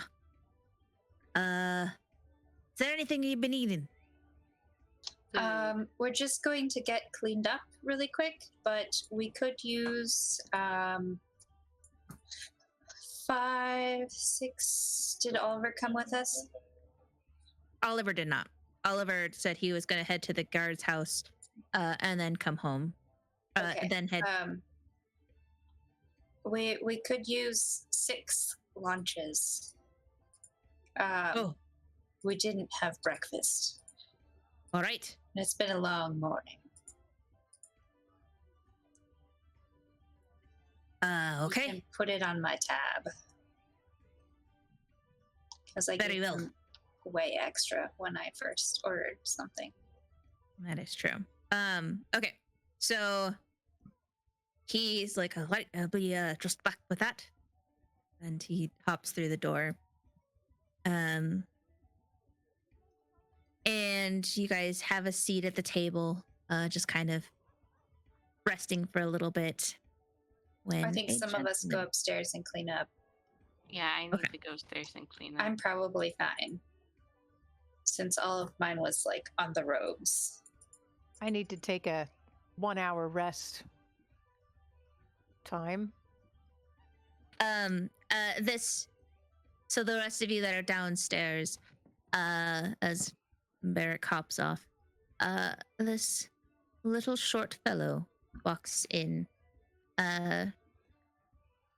looking at you all, and looks at the blood on your clothes and says, well, that's right. You must be our adventurer group that we just hired recently that took care of that manor. Is that right? Yes. I don't know how to address you. Do you have a name? My name is Ayre. No, I mean you as Captain a party. Ayre.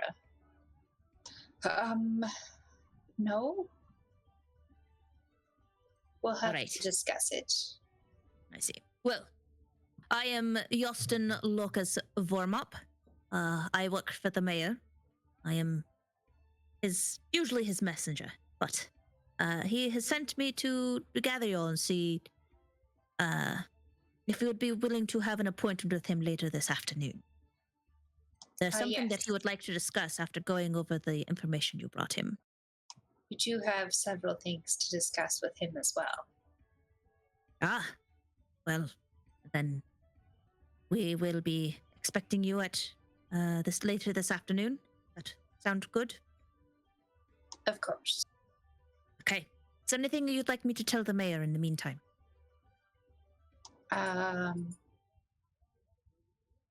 Yeah, tell him the food's too damn expensive. Yes, A isn't it? pay raise, as it were. Cut back? Yes. Well, I can talk to him. We can uh, arrange for... I'll hand him one of the. Well, no, I guess not. Can we get an amount of gold for each ear we bring in? Oh my goodness. I'll just. Ear? What do you mean, ear? Well, if you're not accepting ears, maybe some kind of insignia might be better. I don't understand. What kind of insignia? We have some For- information regarding the cultists. Oh, yes, I see. All right. That Well, over for here. each cultist apprehended, there is a reward.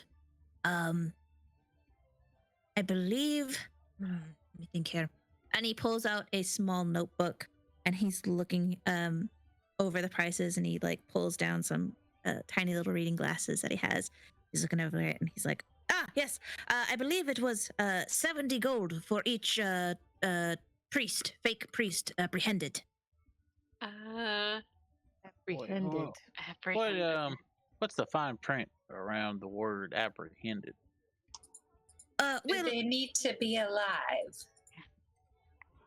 I don't know.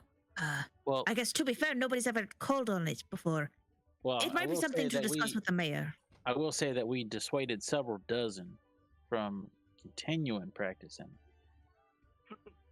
But You mean you found the priests and where they were talking to people? yeah, Yes. In And a we manner of speaking. saved 2 victims, saved 2 of their captives, which should be. They are probably going to be going to the mayor's office themselves. One They of can them's tell with us. Yes. Oh, they are. Well, I guess I'll let the mayor know, and he'll make the final call if they needed to be dead or alive. I would assume better dead than nothing, than them getting away, but that'll be his call, that you can talk with him later this afternoon. Here. And he hands Ayre, since you seem to be the captain, he hands you a small bag.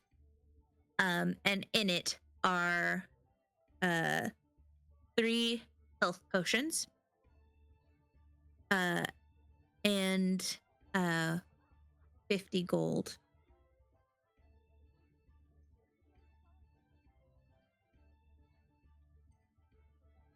And he says, this is something that, what's her name? The Chancellor's wife wanted to make sure that you guys received. It was a reward for letting her know of the parting of her husband. How kind of. She wishes she could have sent you more, but she said it's the best that she can do at this time. And I give everybody 10 gold. I don't But know. with How that- to get 10 gold.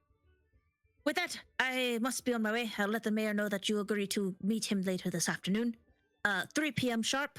And with that, and he takes off his glasses, folds them, puts them in his pocket, closes his book, and does a very large bow, a very deep bow.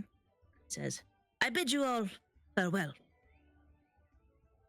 He hops out the door.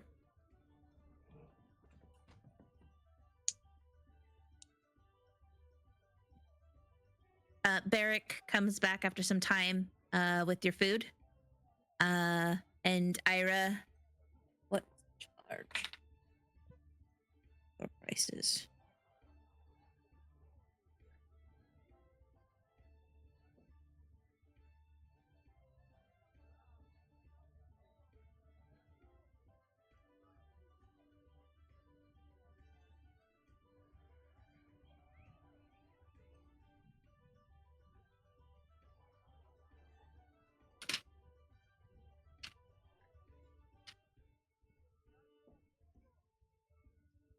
It was something super cheap, if I remember right, for you. It was like 20 silver. Yeah. So let's see, you had ordered 5? 6. 6? One for the lady too.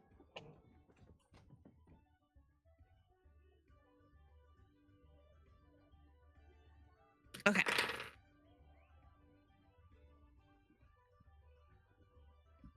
So it comes out to 120 silver. Or 1 gold and 20 silver. That's So not too bad. then.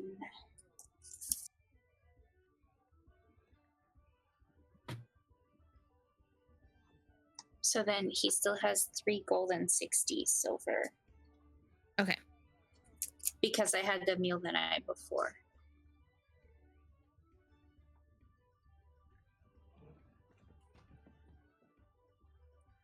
Okay. The rest of you clean up, and it's lunchtime, so you guys have a few hours to rest. How long are Yeah, you guys let's- wanting to rest for? I want to do a short rest to recover my spell. Yeah, Alright. I want to do a short rest, and then maybe go to the market because I want to How go much- see the what's her face. How much health does a short rest give you? It's your hit dice that you can use.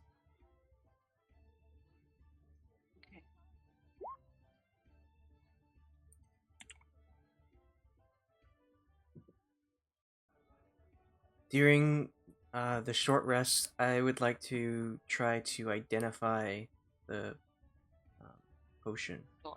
the vial, the green stuff. Okay. Not all that great. You are examining it. Go ahead and roll a.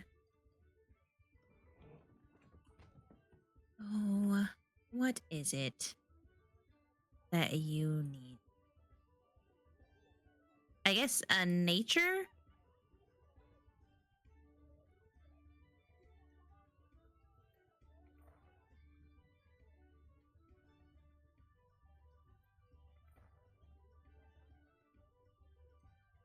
Everybody added the 10 gold, right?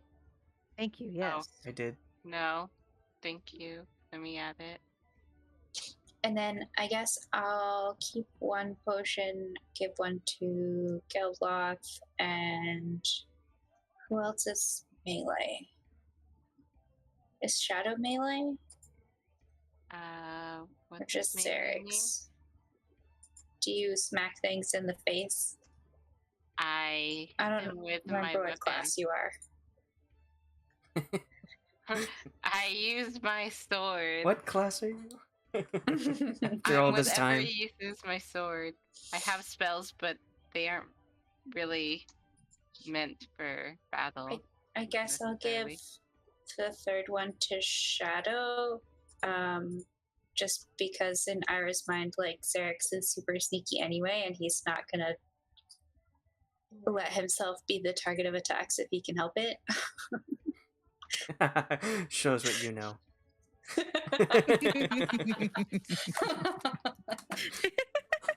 What's the name of the pub again? Shady what? The Shady Shay. Shady Shay. So, Geldloth and Shadow both get 1 health potion.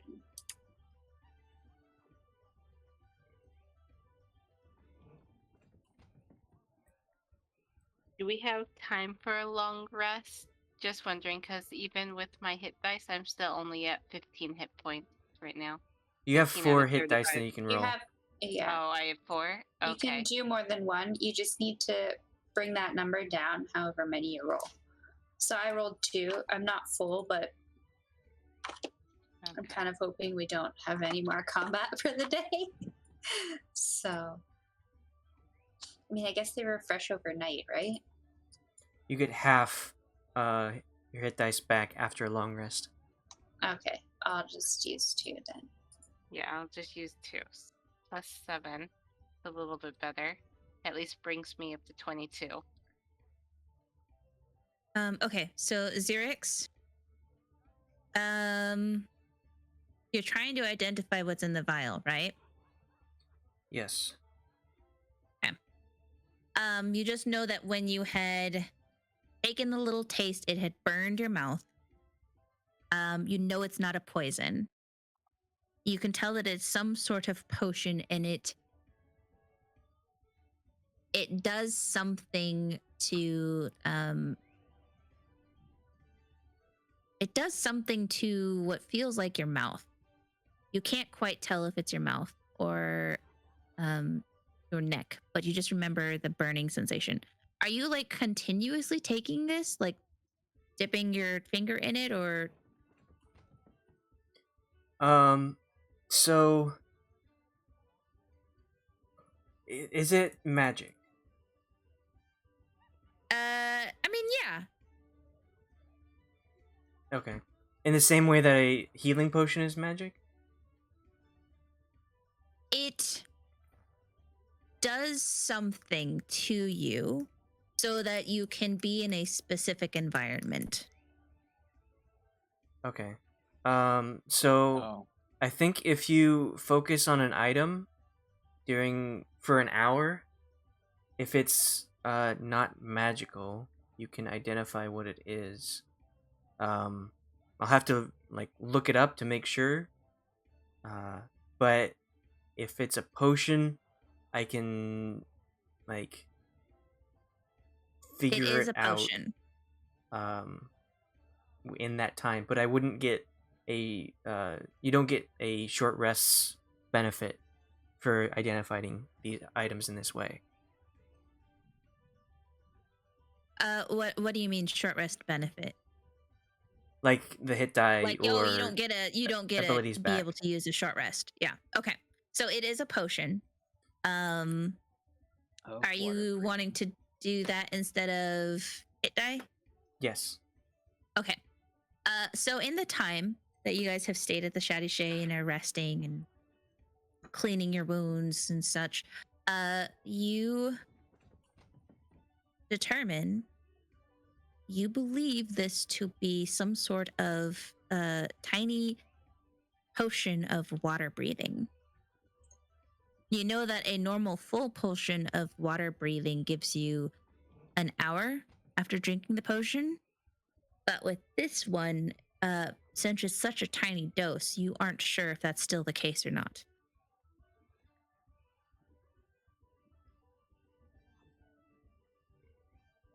Okay. You get the sense in that this is such a tiny vial. You are thinking it over, and as you realize what it is, you start to wonder if this was perhaps a sample or a trial in creating a underwater breathing potion.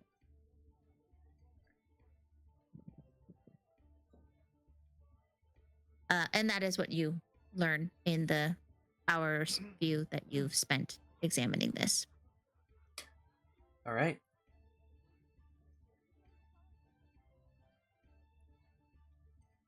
I'm not sure if they're going to the mayor right away, but I need to go to bed, so I'm thinking that Shadow is going to go ahead and take a long rest and hang out at the pub. That way that takes care of my character for the rest of the night. Yeah, that is fine. You guys all do level up to level 5. Woohoo! Woohoo! Good Wait, you get to job! level 5? They all get to level 5, right? What are you guys? You guys are level 4, right? Yeah. Yeah, that's what I Yeah. I'm kidding. Yay.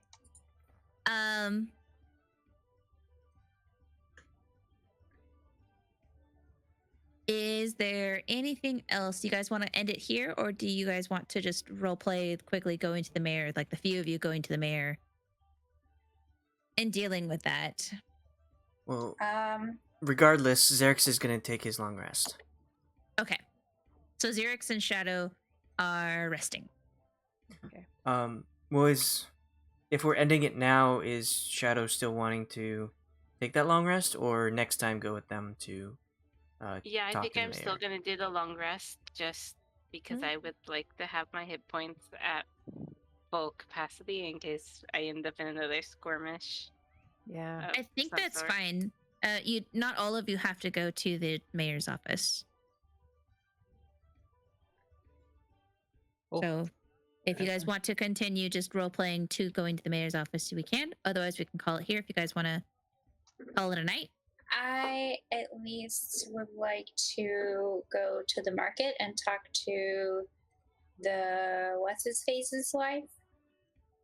Because I was wanting to talk to her. I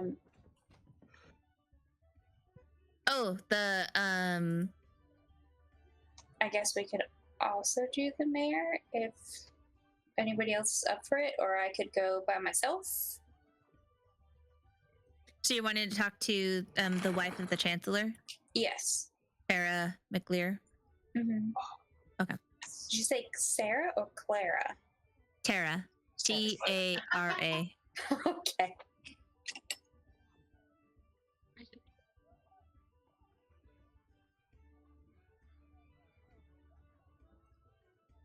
Okay. So I'm assuming it's just you, Ayra, who's going to Tara's? Going to the McLear household? Unless Geldloth and Bei-leigh want to join me. I don't think anyone should go alone. So Sure. Yeah, I'll go with you. Okay. So I guess we could do that and then go to the mayor, whether that happens tonight or next week. Okay. I'll move you to here then. So you you guys aren't there. Okay. I'm gonna jump off and let you guys go. You guys Have a good night. Good night. Night. Have a good time at your new job. Thank you.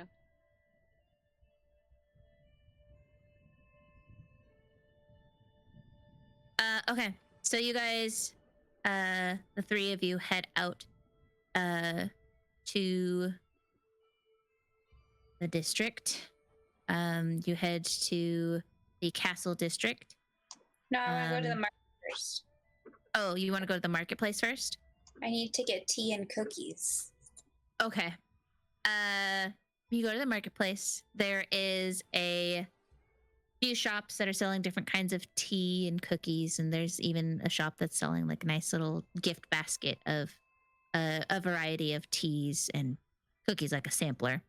Sweet, I get one of those. Okay. And some extra cookies. Okay. So altogether, for the gift basket, it's 10 silver.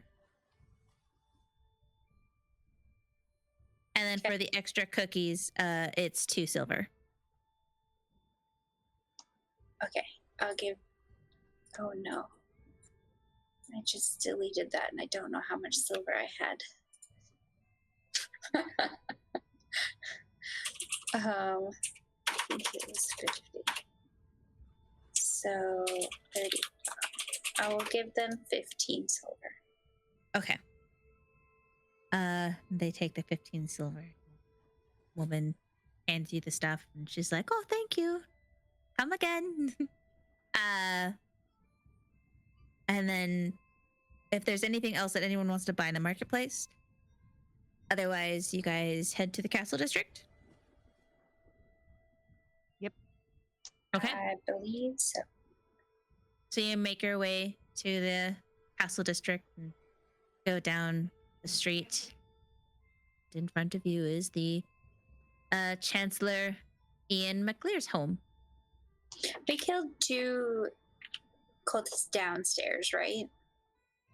Yes. Okay. Yeah, the 2 that you shoved in the closet. So altogether it was 17. Oh. Okay. It was 14 plus the 2 in the closet plus the teacher's emblem. Whoops. Yeah. So 17. Okay. Onward to the lady. Okay.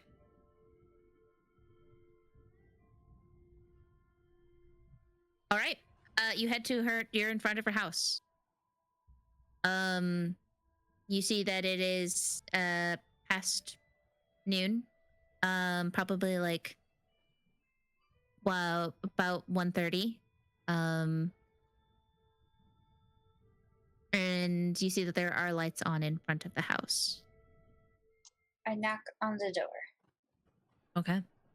You knock on the door, and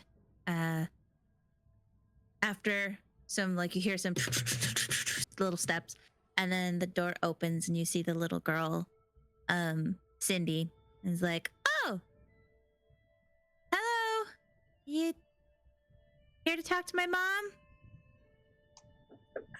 Yes. Also, we've brought some cookies. Cookies! And I hand she her the box of extra cookies. she grabs the box, and she's like, you hear her turn her head, and she yells like, "Mom, those people are back again!" And then she's like, turns back to you, and she's like, "Thank you for the cookies." And then she Hold my finger over my mouth, like, shh, because I like those ones are for her. and she like takes the bag, and she rips it open and runs into downstairs into her, I'm assuming her bedroom, to eat said cookies before mother finds out. And Tara McAleer approaches, and she's like, "Oh, Cindy. Oh, hello. Welcome back. Did you get the gift that I sent?" Yes, it was most generous. I've brought you a gift as well, actually. I was hoping we could have some of your time this afternoon, if you're not too busy. Oh, of course. Come in. And she gestures you three to come into her home. She gratefully takes the gift box. And she's like, "Oh, I was just about to make some tea as well, so come sit down." And she gestures you to a fine-looking sitting room. There are two couches on opposite sides, and there is a coffee table or tea table in the center. The room has all sorts of different portraits on the walls, and nice homely decor. And she gestures you all to sit down, and then she runs into another room, and then a few minutes later comes out with a tray full of teacups. She's got the cookies that you brought her, and she's got them nicely laying out on a plate, and she's got a kettle of presumably hot water. And she puts it on the table and starts pouring you all cups of hot water to put tea in. And she says, "Please help yourself."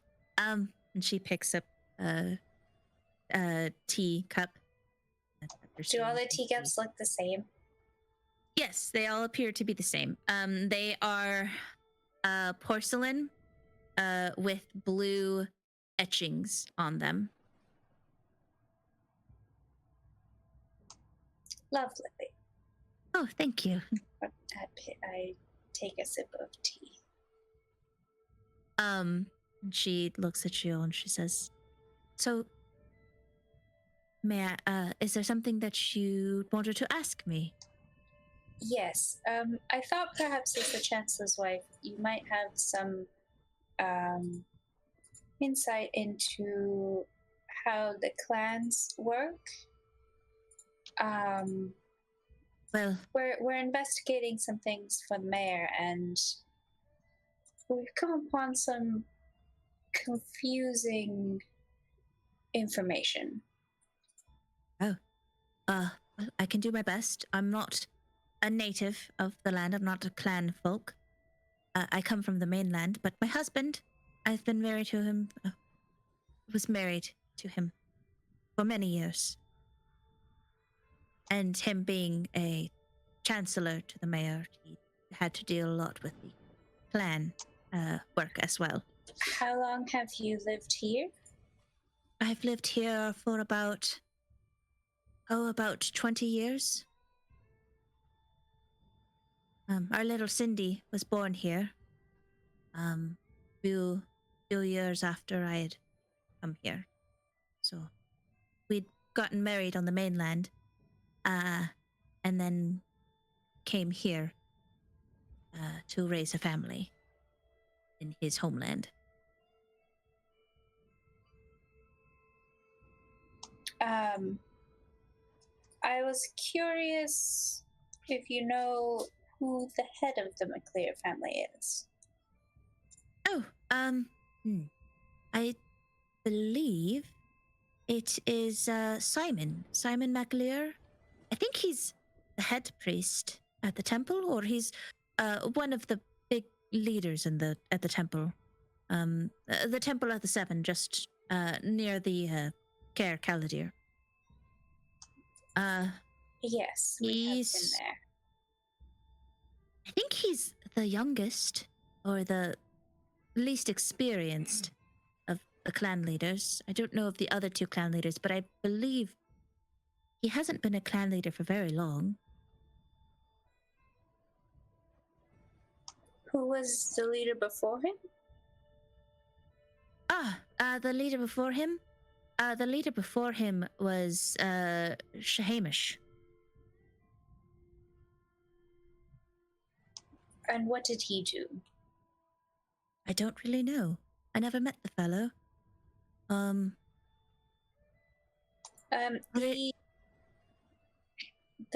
Do you know the portmaster?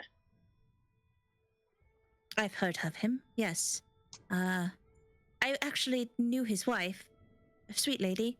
She would come to some of the gatherings that we'd have here in the castle district. Her and her sweet children. I believe, didn't they head to the mainland? Yes. His wife and daughter. Oh. But not him? Or his son? No. But to your knowledge, he was never the head of the clan? No, not to my knowledge, no. He was far too, risky, as it were, with the McAleer estates and the clan dealings. I don't think he would have been elected as to be a clan leader. That's probably why Simon was elected. And you said it was recent. Do you... like, several years ago, or...? Yes, I believe several years. I know he had been born here, but he came from the mainland, or he was sent to the mainland when he was young, and received training there in the priesthood for the temples. Yes, we thought it was rather odd that he's only been back for 10 years and he's already the head of the family and high priest. Well, you know, the clansfolk, they like to go with seniority and age. A lot of the clan leaders tend to be older. I don't know of the other clans, if it's based on experience or if it's based on age, but at least for the McAleers, they tend to go with the respect thy elder sort of mentality. Even though he spent most of his life on the mainland. I suppose so. But now that you point it out, that is strange, isn't it? I know when I first came to this island, I was still seen as foreign. And some of the clansfolk in the McAleer did not accept me and my difference on culture.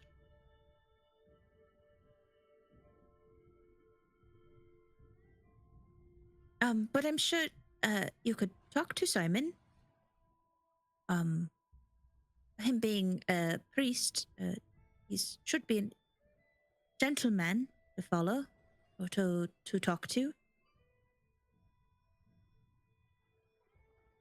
Yes, perhaps we'll have to speak with him. That is always best. But I appreciate your insights. I'm sorry I don't know more. You know more than me. Dang it, why did your husband have to die? I mean, we don't know he's dead. Oh, that's true. There's no body. He could be alive, just down in the bottom of the ocean. Or washed up on the beach before us and wandered off in his delirium. He has amnesia. He doesn't remember. Oh, no, that could be his madness point. he doesn't remember things. Is there anything else you would like to ask her?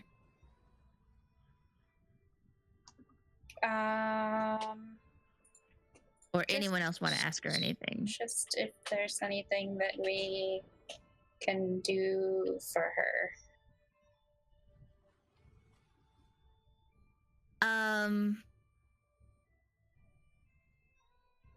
She says, I mean, honestly, you've done more than enough. More than anyone would do. Especially what with all the craziness going on here. There is nothing that I need help with. Knowing that you are around and capable of taking on dire situations is calming, brings peace to the mind. There are lots of things that we should be afraid of. Some sort of sickness, addicts running the streets, people disappearing. But knowing that you are here and attempting to do something about it is very peaceful and gives strength in myself as well as others that I've talked to. That we should stand up and fight for our town with whatever is happening.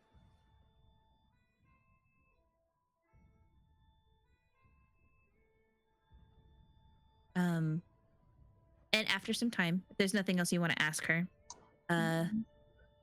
you all finish up your tea, small talk, and it's about, she gives her goodbyes and you guys give your goodbyes, and you're standing outside in the castle district. Tell her, by the way,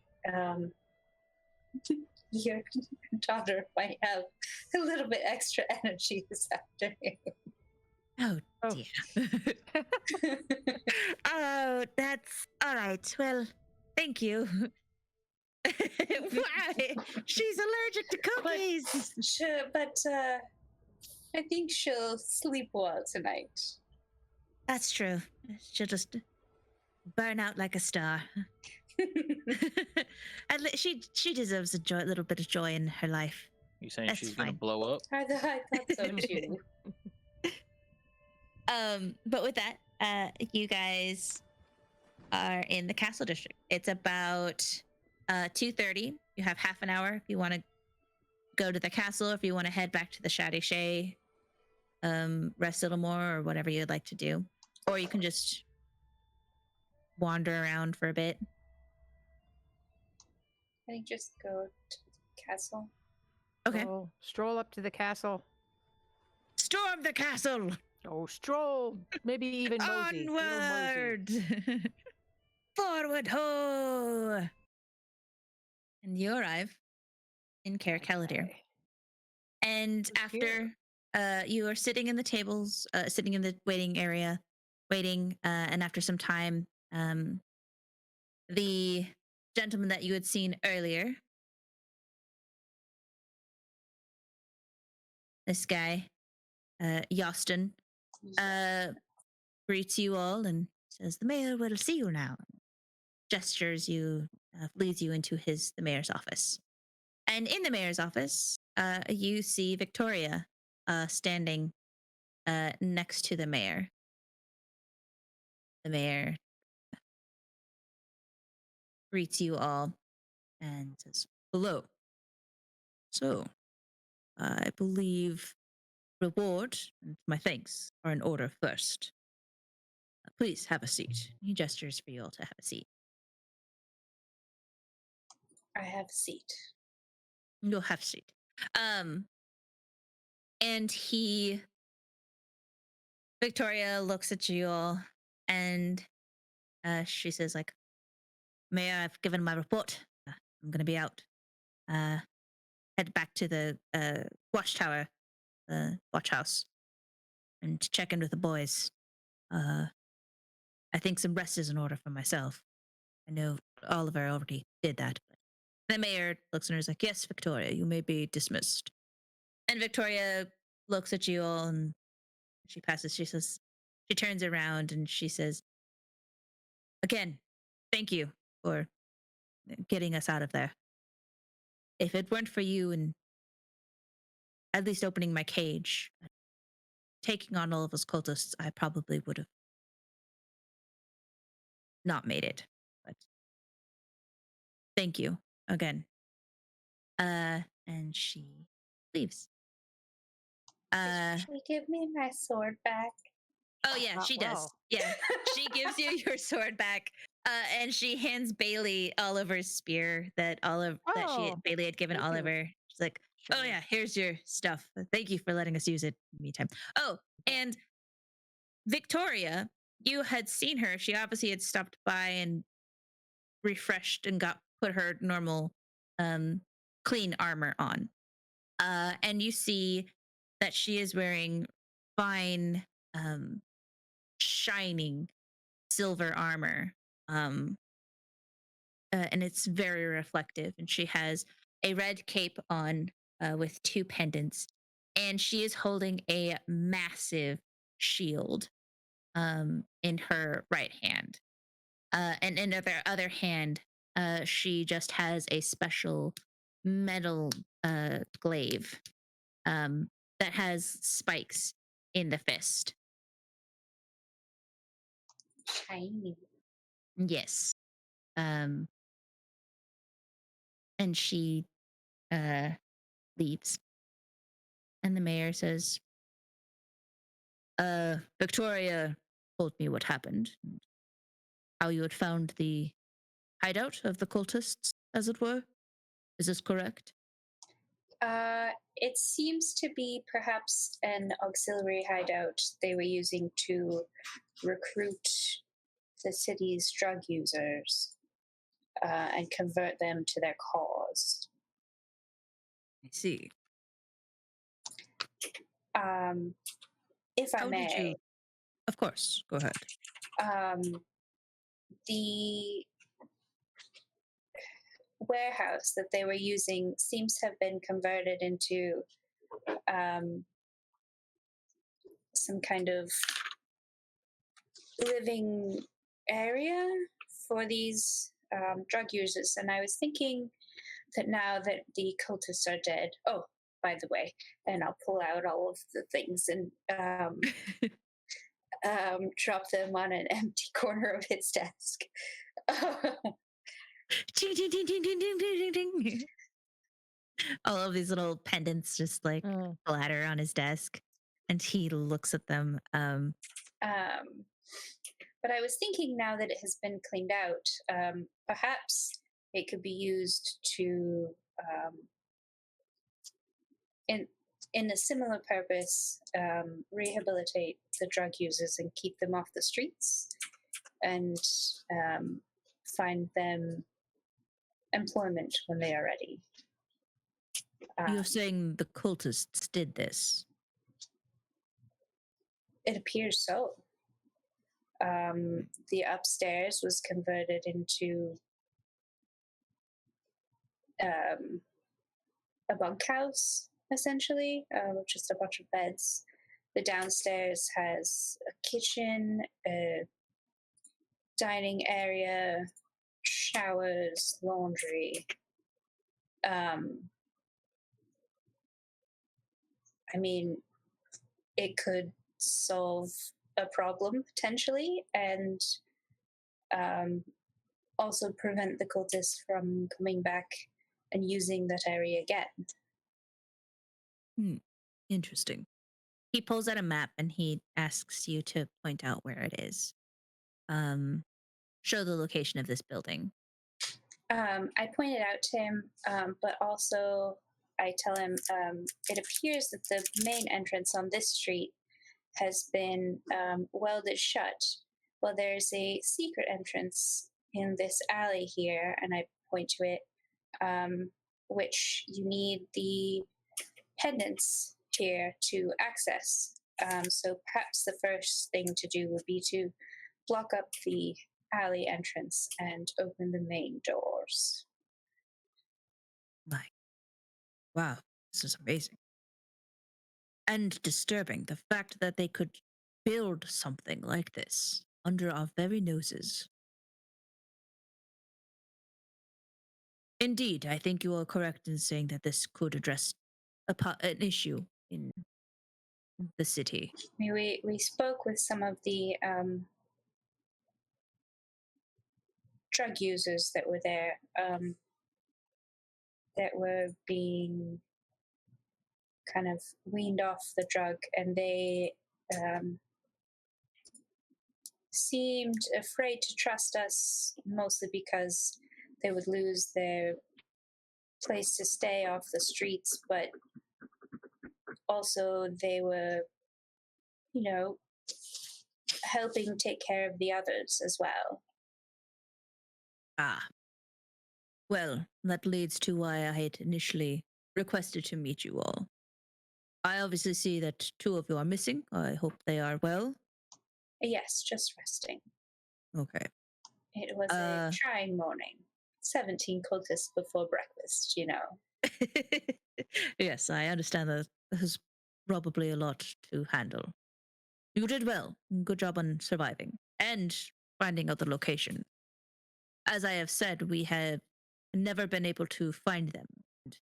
Victoria and Oliver were part of the guards in charge of trying to hunt them down, but had gone missing. It seems they succeeded, but they are the only 2 left. Yes, were captured. Well, he pulls out another map and he gestures you all to come and look at it. Move to the map area.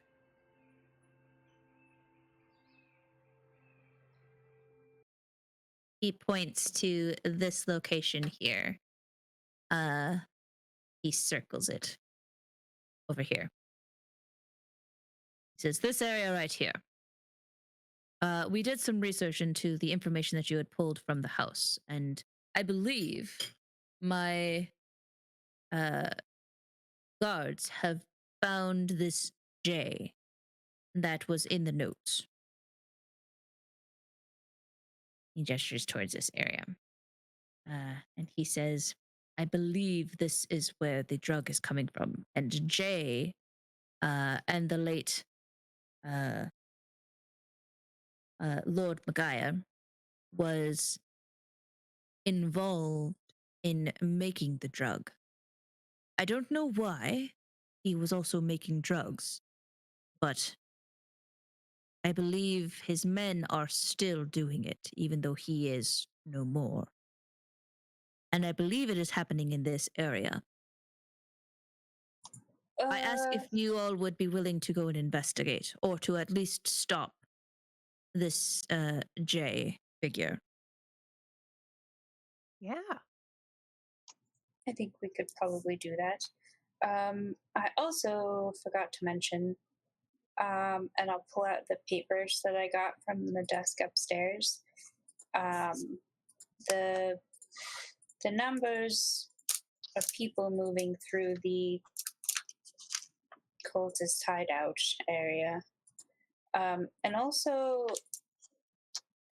there were some who were turned into monsters, like in the portmaster's house.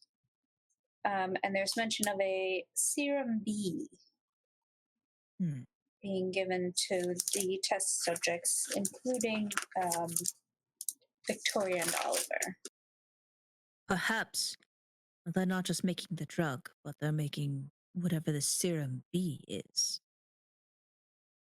And apparently it's turning people into these ghouls. If I understand correctly and what my men have researched, we believe that this J fellow who was working for the portmaster was hired by the priests to continue work and take on extra work. Somehow the drugs and the cultists are connected. And if our theory is correct, we believe that the cultists are using the drug to get people addicted. And if what you're saying is true, then they are getting the people addicted by supplying the drugs. And then when the people hit rock bottom, the cultists come in and offer help and get them cleaned up, act as saviors to get them to join the cult. But this experiment part I don't understand. Perhaps they're trying to create a better, stronger drug That is very disturbing. to speed up the process of recruitment. How come some of them had squid faces? I'm sorry, what was that? Squid faces? Yes, some of the cultists had squid faces. Is the You know, instead of a drug, face, it was a squid.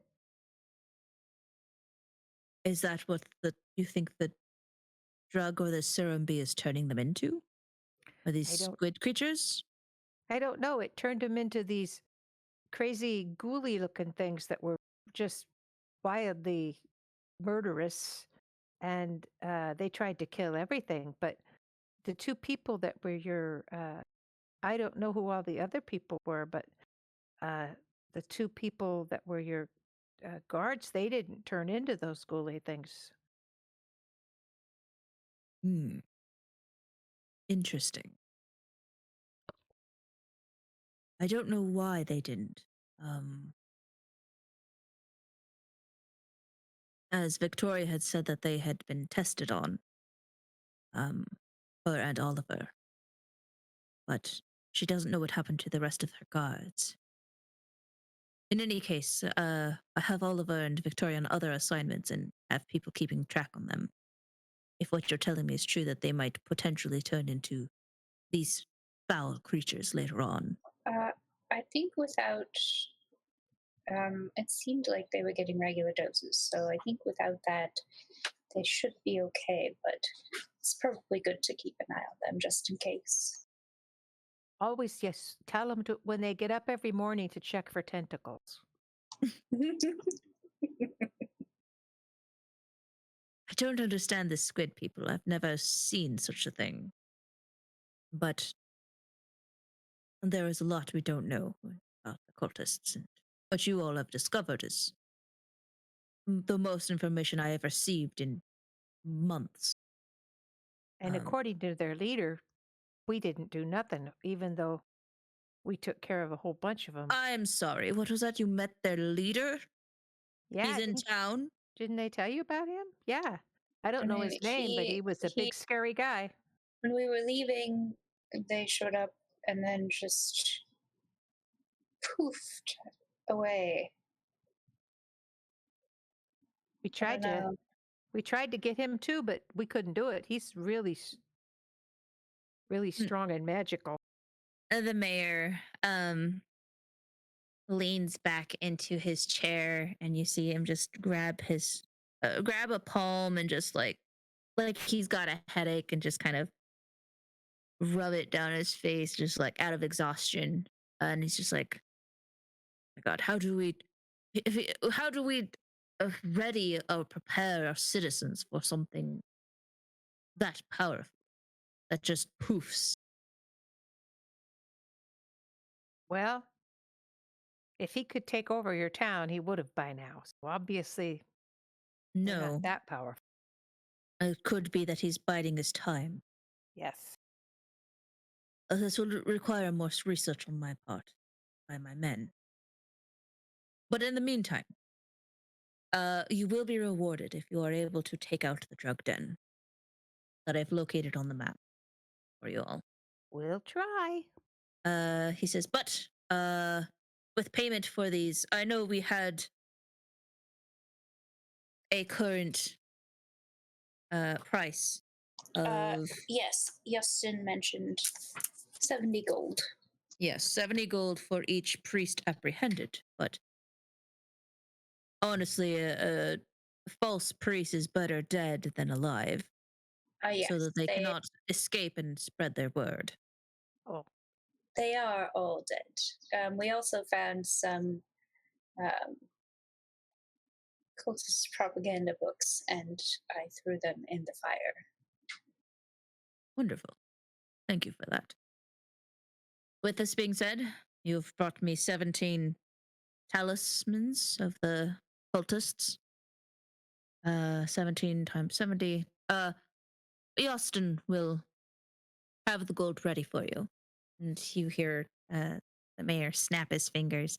And then Yostin comes in and he's like, "You need me, sir?" And the mayor says, "Yes. Please prepare the reward for each priest apprehended." They apprehended 17 of them. And Yostin says, his eyes get wide. And he's like, "Wow, 17 priests. All right. Okay, well, I'll head to the treasury and gather that. Would you like me to go ahead and divide it into individual sacks, or do you want it all in one big wheelbarrow?" If you could divide it into 5, that would be appreciated. Do you want it all in gold, or do you want it in platinum, or how would you like it? oh, How much is platinum? It's 100 gold, right? Yes, 100 gold equals 1 platinum. Okay, so it'll be 2 platinum, 38 gold. Times 5. that's fine. That's fine. So I guess Anybody just in this do it town that way. change a platinum? I'm sure there's a bank. Okay. So it would be 11 platinum. Well, 17 times 70 is 1190, but then if you divide it by 5, you get 238. So 2 platinum, 38 gold for each of 5 sacks. Okay, so Yeah. 2 plat Much easier. and 38 gold in 5 You can sacks. carry that in one. So he heads off to go get that. And the mayor says, "Is there anything else that you require of my services?" I don't think so. We have our new orders, and I'm sure you have a lot of things to get to. I do. But before that, and he opens a drawer in his desk and pulls out 5 pieces of paper. And he hands them, he hands 1 to each of you, to Geldloth, to Ayre, and to Bei-leigh. And then he hands 2 extra to Ayre. And he says, "These are passes that I have signed, allowing you access to the Durnal Forest.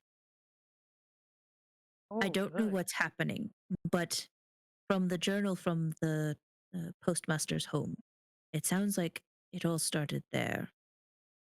Or something started there."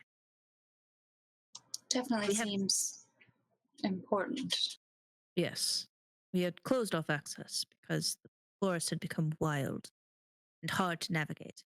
The forest has always been wild, but we had sections that were available and safe to the general public. But we've closed those off with dangers happening. But it sounds like you all are capable to navigate that, and perhaps you can investigate what is going on in there. Okay. These will give you access, so just show them to the guards that guard the roads towards the forest. Very good. And so be sure to write that down, that you Have a I forest got pass. 2 extra. Is that what you said? you got 2 extra. Yeah, so for Shadow and for- Xerix, okay. who aren't here. Yep. And it's basically just like a little pass. It just says like here, Mayor Admit Donovic.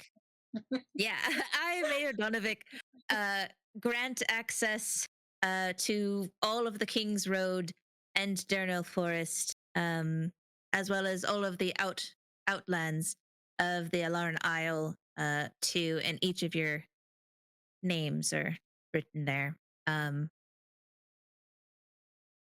And after you receive all of those, Yastin comes in and gives you each a sack. Ayre, he gives you 2 extra sacks that have 2 platinum and 38 gold. Be sure to write those in your notes. And the mayor says, if there's anything else you need, please contact me anytime. Let me know what you find if you decide to take on the drug den. Good. But I must get back to work. And starts going through papers again. And Yastin leads you all out of the mayor's office. And you guys head back to the Shady Shade to regroup, have a meal, rest up for the next day. Okay. And we will end it there. Hooray! Hooray! Good job. And you all level up to level 5. Just All right. And I that. vote that we take a long rest so we can get all our shit back. That would probably be great. Yeah.